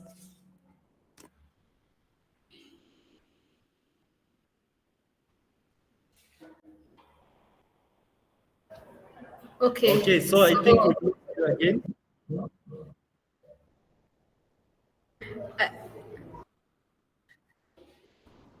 I don't know if this is corruption, but maybe I would pose it as a question. So there is this somewhere I was looking for something, and reaching upon there, I was with my friend, but because my friend knows that the person who was supposed to give us the service, he or she ended up getting it. So I don't know if that is corruption or part of networking. Maybe you can make it clear for me about that. So Winnie, corruption is corruption. There is no networking in corruption. Okay, thank you. Thank you, Winnie from Machakos. So also on the chat box, I can see corruption can be addressed through demonstrations and public participation. And also Paris from Turkana says, in my mother tongue, corruption is ungumania. So Paris, I hope you still have a good faith with our tongues and of course teeth, because at some point we can chew ourselves saying ungumania. Then from Daniel from Bomet says corruption in my mother tongue is called omosori, meaning soup. And then Kimunya Glenn from Turkana University says in Luya we call corruption ichai. So thank you for those valuable insights. So let's go straight to Bomet. So the team in Bomet, can you kindly respond to the 3 questions? But also, as you respond to the 3 questions, we want you to start with this particular question. What is corruption to you? And the second one is, What do you call corruption in your mother tongue? And the third one, have you ever come face to face with corruption? Or have you at one point been the person who is corrupt?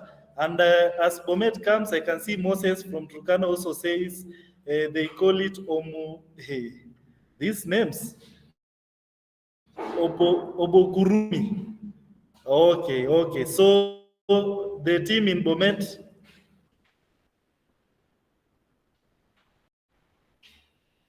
So James.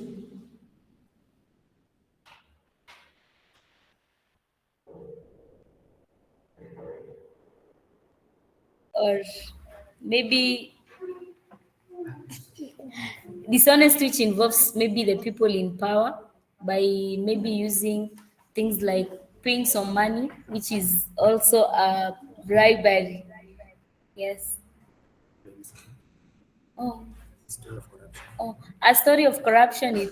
It's maybe when someone is traveling and yeah, one day I was traveling, not even one day, many times that I've been traveling, and on the way you just meet some police officers, and the makanga is there giving out 50 bob. So that is one of the corruption.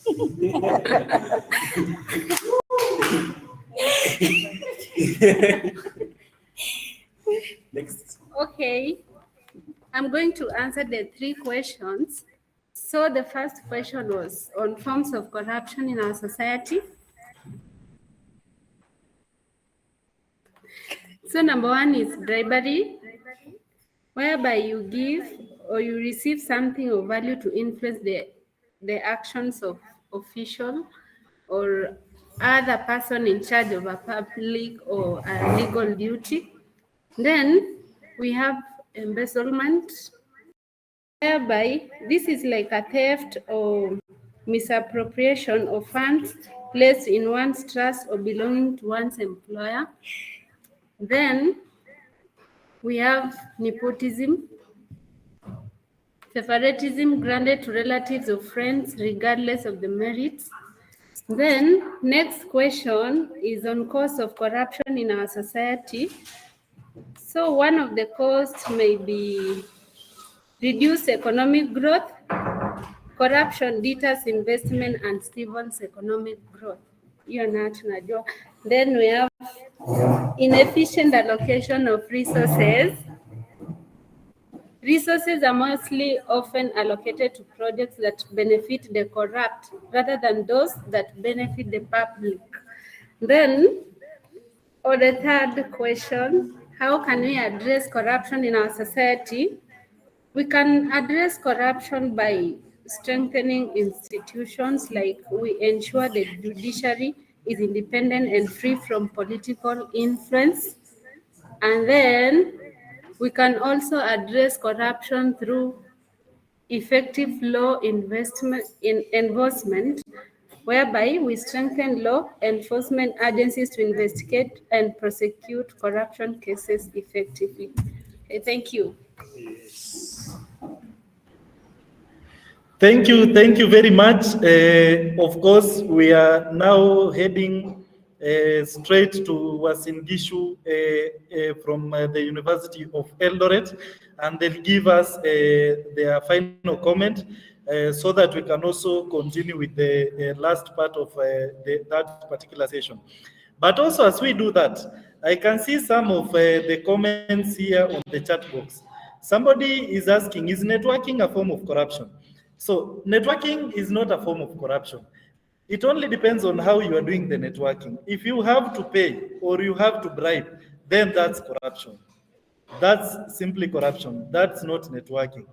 Then somebody says in Turkana or in Luo, corruption is asoya. And then in Kisii, corruption is called agenda. So in Kisii, they call corruption agenda. And then we can also see somebody says, I have once been involved in corruption. When I was in high school, I used to favor some students who were my friend than others when I was the head student. So particularly, this guy is trying to mean that when he was a head student, noisemakers in class and could not, of course, write their names. So you are practicing corruption on a small scale. So as we also finish that one, let me just have one student here from the University of Eldoret to also take us through the questions. The first one is, what do they call corruption in their mother tongue? The second one is, have they ever come face to face with corruption? Then they go on to answer the three questions that we had on our screens. So over to you here at the University of Eldoret. Okay, my name is... Okay, good evening. My name is Xavier. I'll first take you through, okay, corruption in our mother tongue, we call it Hohongana. Then I'll in my daily life, I've encountered corruption in many occasions. First, I've been working somewhere as an accountant, so I've already encountered that. There are people, there are clients, they want you to remit, maybe they want you to work again within what they expected. So at least they give you something so that you can rush with their maybe obligations. Then to the questions, forms of corruption. Okay, now for the forms of corruption, number one, we have bribery, where people are intimidated, maybe in one way or another, to give bribes, maybe to get services from the government institutions, whereby maybe you want to access ID, you are being asked to maybe to bribe, maybe for 500 shillings for it, maybe it's urgent. Now number two is graft. Now graft is everywhere in government institutions, in private sectors. People are engaging in graft, maybe for personal gain or selfish gain. Now number three is extortion and blackmail. That's also a form of corruption. Now the second question is about the cause of corruption. Now corruption is caused in so many ways. Now number one, we can dwell on high levels of market and monopolization, where someone is enjoying monopoly. So maybe in one way or another, maybe you want to access a service, or maybe you want to buy goods from the market, and now maybe the products are only situated in one market. So at least you'll give it something, or maybe you will need to bribe for you to get services, or maybe to get the commodity. Now number two is high level of bureaucracy and inefficient administrative structures, where the structures maybe in government parastatals, or maybe in private sectors. Now there's a progress of maybe there's dysfunction of the government structures, maybe they are not outlined. Maybe if you want to access maybe the government services, or maybe you want to get to maybe to governor, or maybe any leader in government, you need to bribe maybe for maybe your obligation, or maybe you want to get financial assistance, you need to bribe for you to get services. Now the last question was how to combat corruption and promote good governance. Now, for corruption for you as a leader, or maybe as an individual or a student, or what, for you to combat, or maybe to end corruption, number one is student regimes to prevent corruption and bring corrupt actors to justice. Maybe if maybe you encounter corruption, maybe in a government parastatal, or maybe somewhere you want to get services, maybe if someone maybe asks you to give something for you to be assisted, then you report to the nearest, maybe you report to the EACC, the integrity maybe organization, for the legal action to be taken, so that the person can be arrested. Then number two, you can enhance international cooperation and partnership. Now you can just be a champion. You can just engage yourselves in forums, engage youths on how to, you engage youths, you maybe in seminars or in workshops, so that you combat, so that you can champion the side effects of corruption, so that people be aware the side effects and the consequences lie on when corruption or when someone is engaged in corruption. Now, number two is you leverage coordination and learning to combat corruption. Now, as a human being, you just live by an example. You just live by example. You do justice to all, not necessarily you be bribed so that you can discharge duties. For example, as an accountant, you just do your legal. If you're an auditor, you just participate as an independent, auditor, so that at least so that the quality of the services or maybe the work done can be seen by everyone can appreciate the work done. Then the last maybe the last one is just by being the last one is being self-disciplined. Self-discipline means that you just be yourself and everything will fall by its lane. Thank you. Okay, thank you very much for those insightful discussions from the universities. Maybe the team at the Podcast Planet, you can get back and just take us through the last bit of the session. But also, as they are coming back, I would just like to have you discuss these three things in your particular universities and in the groups that you are. First one is on knowledge change. So after this particular session, what are those particular, maybe we can call them, what have you learned from this session? And what do you think you can implement from these sessions? So the first session was on public participation and of course on the public expenditure management cycle. And the second one has been on corruption. And at I Choose Life Africa, we always say we want a no corruption generation. We are not reducing corruption, but we want a no corruption generation. So as in the universities that, in the particular universities that you are, we want you to discuss your knowledge change and then your attitude change after this session. And what are the key practices that you think you as a learner will, of course, just implement in your day-to-day activities in regards to the public expenditure management cycle, the public participation, the governance structures, and of course the last bit being on corruption generation. So the team at Podcast, maybe you can just finish for us the session so that we can have around 10 minutes for the students just trying to discuss with us their knowledge change, their attitude, and the best practices that they, of course, want to have after this particular session. So back to you at Podcast.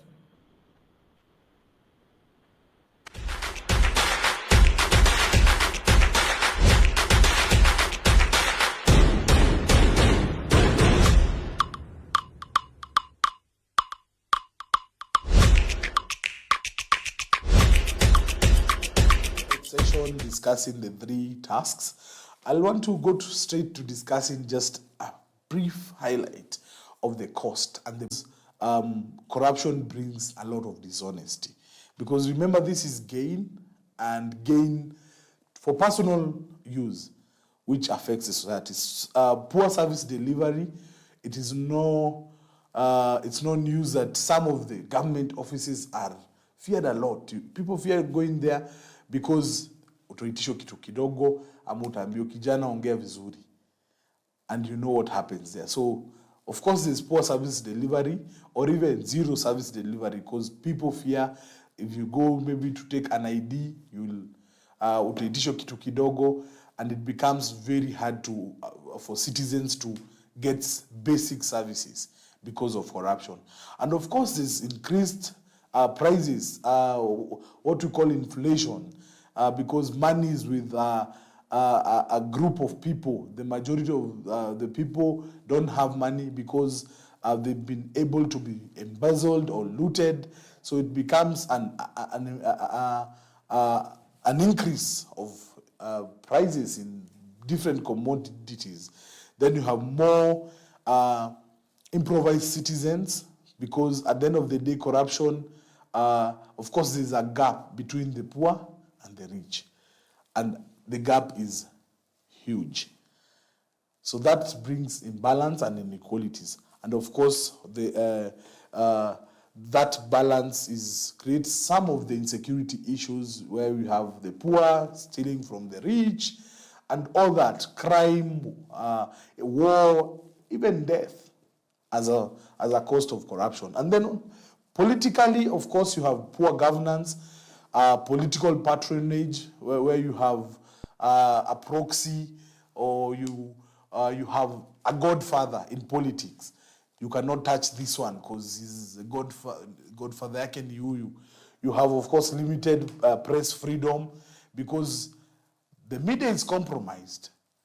It has been corrupted. They don't tell you the news. They tell you what they want. They tell you what they want you to hear, as opposed to what is there on the ground. You have increased inequalities, undermines democracy. There's no democracy when there's corruption. And of course, weak anti-corruption laws. There are no laws. Even the judiciary is compromised. You get people who go away with it. So it brings a lot of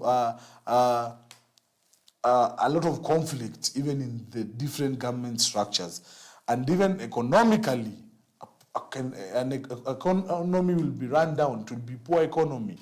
You have shoddy work and stalled projects. You have a bridge that was allocated 5 million.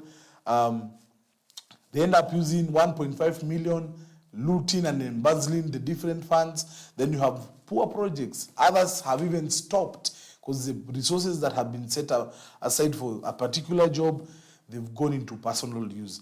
Of course, you have lack of domestic and foreign investments. This is a no-brainer. People will not invest in a country where corruption is manifested. Actually, our country has been affected by this. Big foreign companies that have employed millions of Kenyans are closing down, going to other countries, going to Tanzania, because there is too much corruption in this country.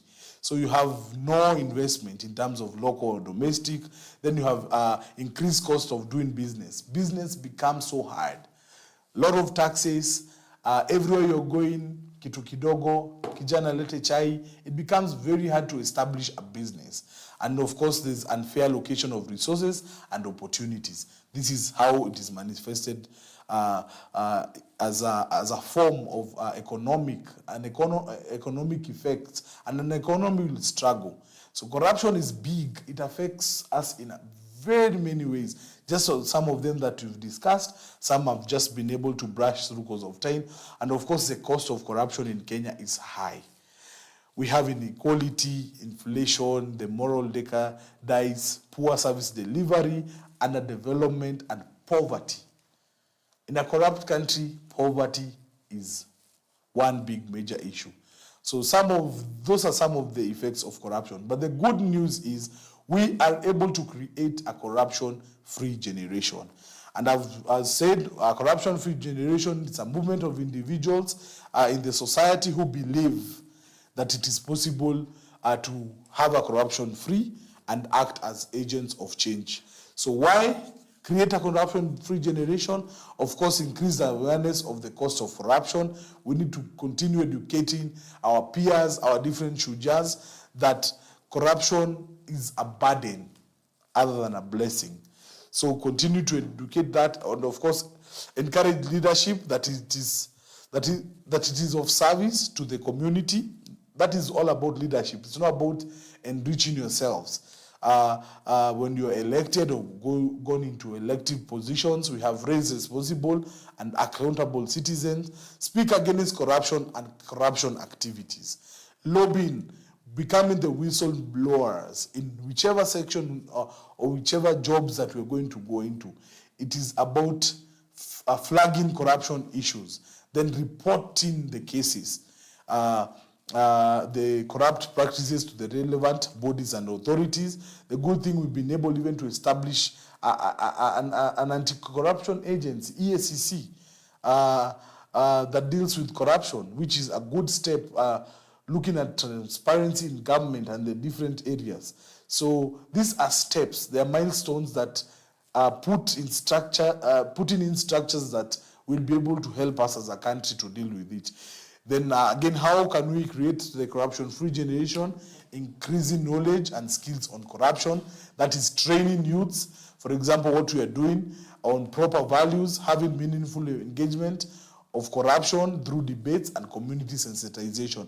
Because a lot of people don't know, because some of these leaders make it sound like these are not our rights. They are favors they are doing for us. They have been elected, they have been given resources for the people. It is not a favor. So continuing to train people on their rights, it is very important, because at the end of the day, it puts the leadership on check, transparency. We force issues of transparency. When the MPs even get CDF money, young people being trained on how did that money, what is the Auditor General's report in your own constituencies? How do they spend those money? So these are some of the forums that you're able to get empowered with knowledge, with the skills, and with the right attitudes for you to go and question them. Looking at what are the Auditor General's report, Auditor General reports of constituency A and B. All those money that they have been given, have they accounted for each and every coin?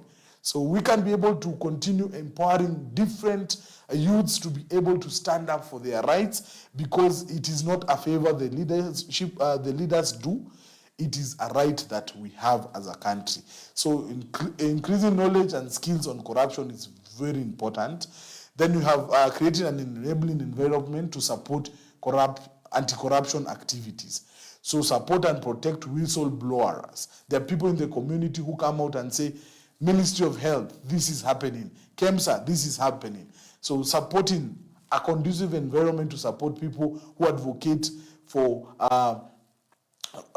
anti-corruption activities, be able to give them even state security. Because one of the problems is when they whistleblow, these are people or individuals in government who have power. So they should be able to give them an environment that is conducive for them to be able to articulate what exactly is ailing the government and even corruption cases around the counties. Another measure, of course, establish sustainable measures for a corruption-free movement, establish corruption-free generation schools in clubs in schools, building the capacity of student leadership council. It's moving from corruption is an issue of after you graduate from the university. That's when you're going to talk about corruption. No, it is putting and instilling good values in the different teenagers, in the different kids in schools. As they learn, they are able to be inculcated with the right values, so that they can be able to become corruption, to be against corruption. And then at the end of the day, it's looking at it as a country where everyone is complaining, saying so and so has looted. This money has been gone to waste. These ones have stolen. They have done this. At the end of the day, as I told you, ladies and gentlemen, we have a responsibility. It starts with very small. You don't even need to think about it too much. It starts with you as a person in your life. Are you somebody who is going to stand against corruption?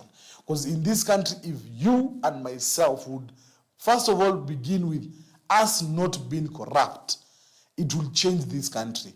So at the end of the day, it is you our responsibility, my responsibility. Before thinking of going to educate your shuja or pass the information or be ambassador of anti-corruption, it's looking at yourself. I, as Ian, am I corrupt? What are my values in as far as corruption is concerned?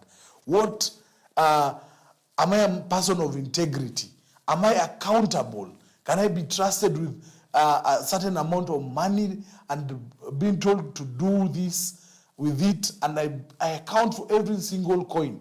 Because at the end of the day, we may talk about corruption and how we're going to fight it. But it is a personal journey. It begins with you as a person.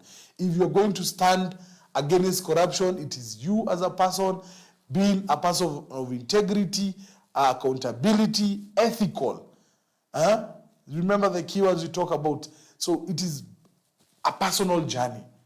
And this is what I want to urge you. At the end of the day, it is good. We're going to have campaigns on corruption-free generation. We're going to talk against corruption in social media and different places. But ladies and gentlemen, this is a personal walk or a personal choice that you decide for you are not going to be corrupt. Because it starts with you, then you influence another one. That is how it goes. And this model of transformation, yourself being envisioned as a seal, then you go and empower the different shujas in your schools, in your university, and even in your community. So ladies and gentlemen, I have what we call a corruption-free generation pledge. And if you are going to walk this journey, because as I told you, it's a personal walk, it's an Ian's walk, that I will not be corrupt. It's a Jane's walk, it's a Tracy's walk, Brian's walk, Kevin's walk. So we have this pledge that we're going to give each one of you, those who are interested, because we are going to be true to this pledge. And it says, then you put your name on this date, you'll put a date, do hereby pledge before God and man that I will be corruption-free generation champion, that I will not engage in any form of corruption, and I will live for the sake of others. I will uphold the principles of governance and national values.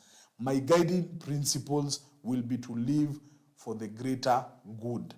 So help me God. Then you'll sign it. This is I pledge. You write your name. You will sign. You can give an accountability partner, someone who you are going to walk through the journey with, to be a witness that from today, it doesn't matter what form of corruption that perhaps you may have engaged or done, but at the end of the day, it is choosing from today. And you keep this card very well, laminate it, put it in your wallet. When you get any form of corruption, remove it, and remember, you are to live for the greater good. Because corruption, it is possible to have a corruption-free generation. And remember, the change begins with me and you. Thank you, ladies and gentlemen.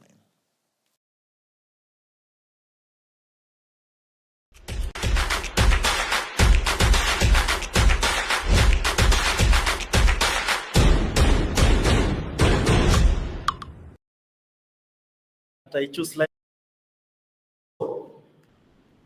I just want us to finish this session. But also, as we are coming to the end of this particular session, I just want to hear from you. What has been your key, of course, learnings from today? And before you came into this session, you had, of course, some, let us say, you, of course, had some expectations as you attended this particular session on the public expenditure management cycle. So have we met your expectations? Have we trained you on the public expenditure management cycle? Do you have knowledge change? Do you have attitude change? And at the end of the day, what are the key lessons that you have learned? On the key lessons that you have learned, we also intend to have you just tell us the best practices that you intend, of course, to carry out immediately after this session. It can be you are going to be a corruption-free generation champion, you are going to attend the public participation, you are going to also just involve your peer or your shujas in this discussion. So I'll open it up. We have around 5 minutes just of discussion. So each university, I'll give you just a minute. of course, present to us your knowledge change, your attitude change, and the best practices that you are going, of course, to practice immediately after this session. So I'll start this time round with the Turkana University. So one person from Turkana University, 1 minute only. So Turkana University. And also for those participants who are following us online, you can just chat your comment in the chat box, we will read them. So Turkana University, you can go forward. 1 minute kindly. Okay.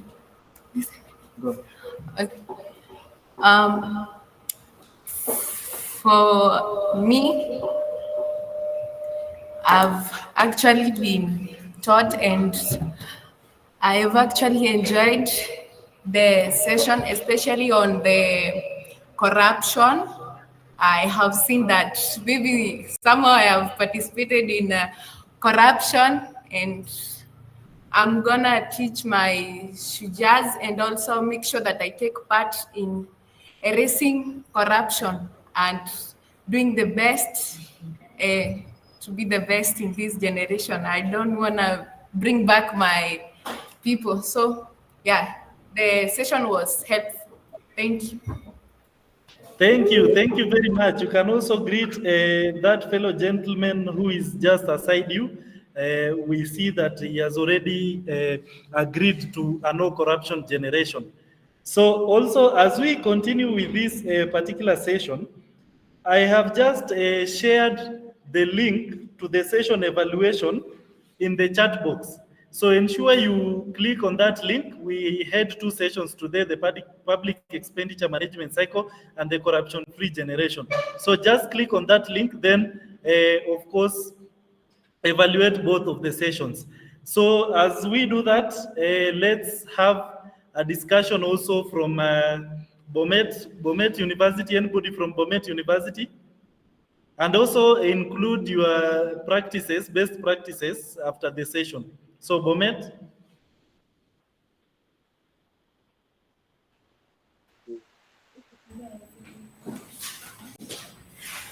Okay.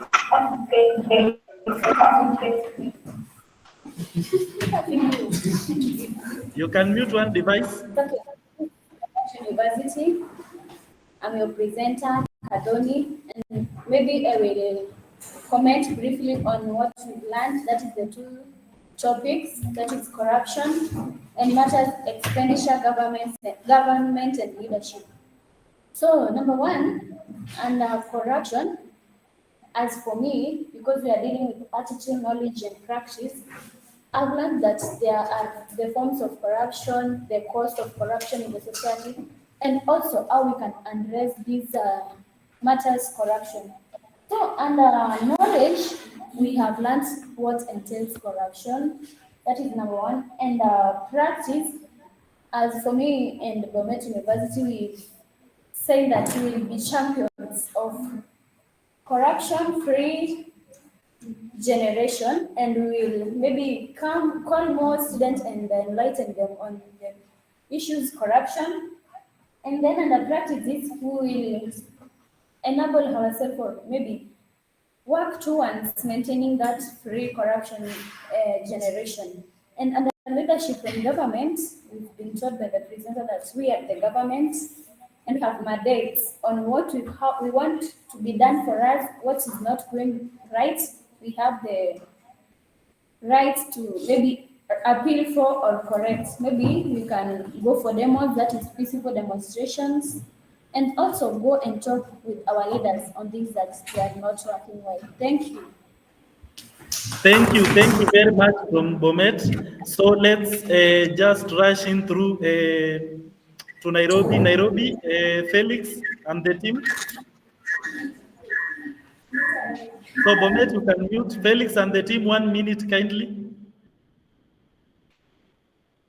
Okay, so let's go to Machakos, the team in Machakos.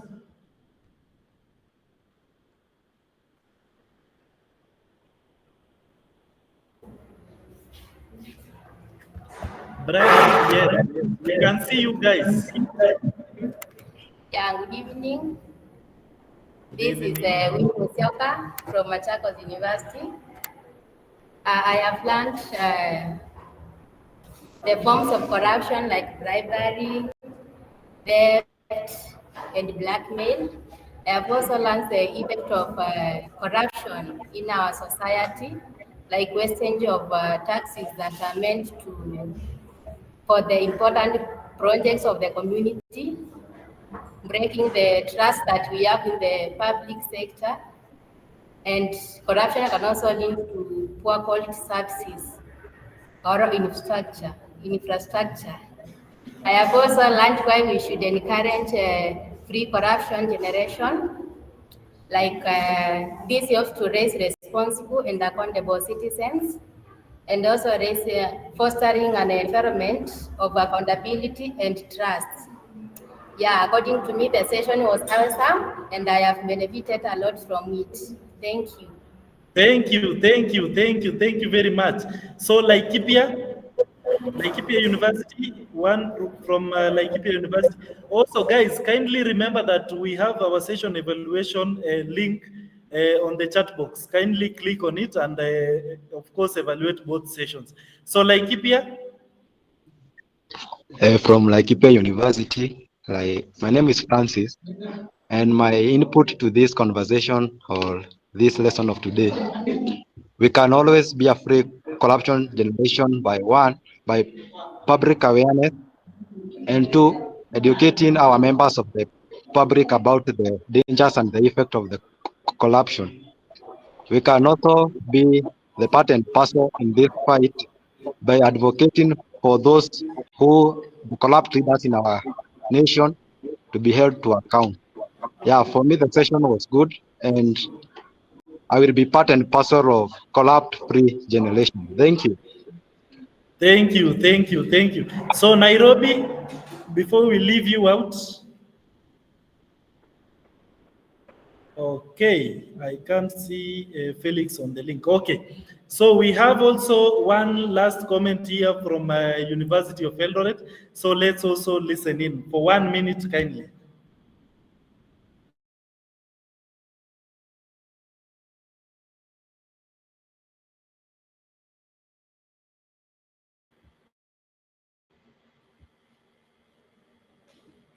Hello, good evening. I'm Simiu Samuel from University of Eldoret.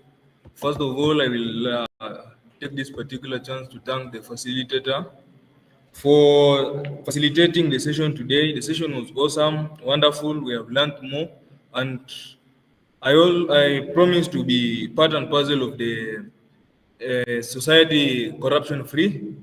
And thank you.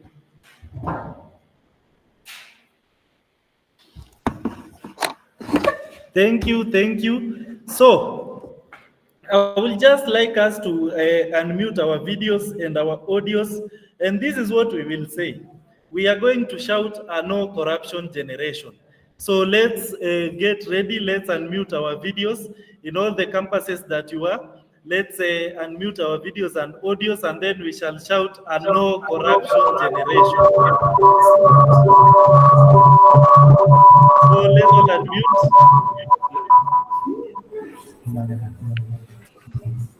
Okay, thank you. All of you guys. So on the count of 3, 2, 1, let's jump.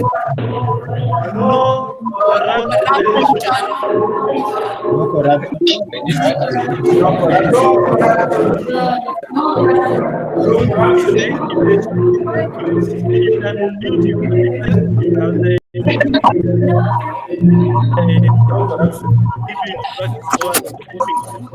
Thank you. We are advocating for all your audio and devices.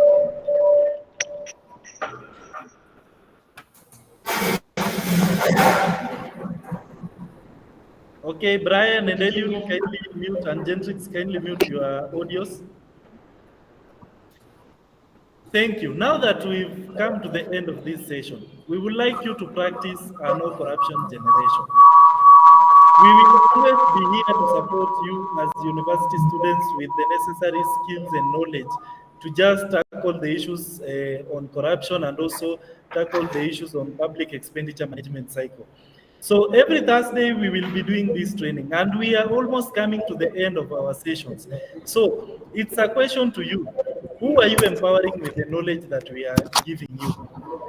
Who are you recruiting? We said the empower 10, engage 100. So each of you has to have around 10 shujas that you are sharing this information with.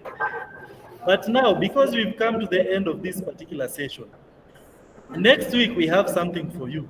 We shall announce at the course of the week on what plans we have for you in your different universities as we are nearing the commissioning period. But we also want you to engage some of your peers in the universities and of course just assist us in of course implementing this particular project in the various campuses that you are at. So I will just like to close up this particular meeting. But before I do that, let me just read your comments on the comment section. Caleb says, educating the young not to engage in any forms of corruption in the school and reporting those who bribe authority, and of course creating awareness to citizens to promote integrity. The session is teaching a lot. So now that you are learning a lot from this particular session, we want you to be champions of the no corruption generation. Be a champion, engage other students in your particular campuses. When you go back to your communities, engage also your community members. Let them understand the reason as to why we are saying we need a no corruption generation. Let them understand the costs of corruption. Let them understand that networking and corruption are different things. So if they are using bribery methods to, of course, just access services or products, they should know that that is corruption. And it starts with one individual. So if you will be a no corruption person, we will be sure that 10 others that you're engaging will be, of course, will not be practicing corruption issues. So thank you from I Choose Life Africa for participating in this particular session today. Next week, again, we shall be here with you. Thank you very much for a very interactive session. And we can just, I'll just ask one of us to close for us with a word of prayer.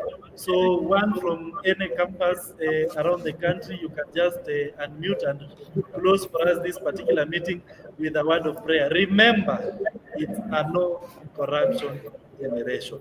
So let's have one person to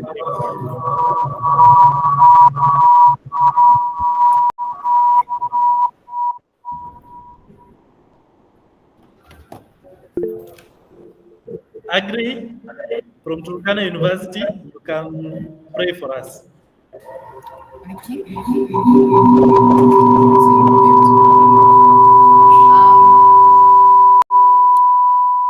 Paris from Turkana. Let us pray.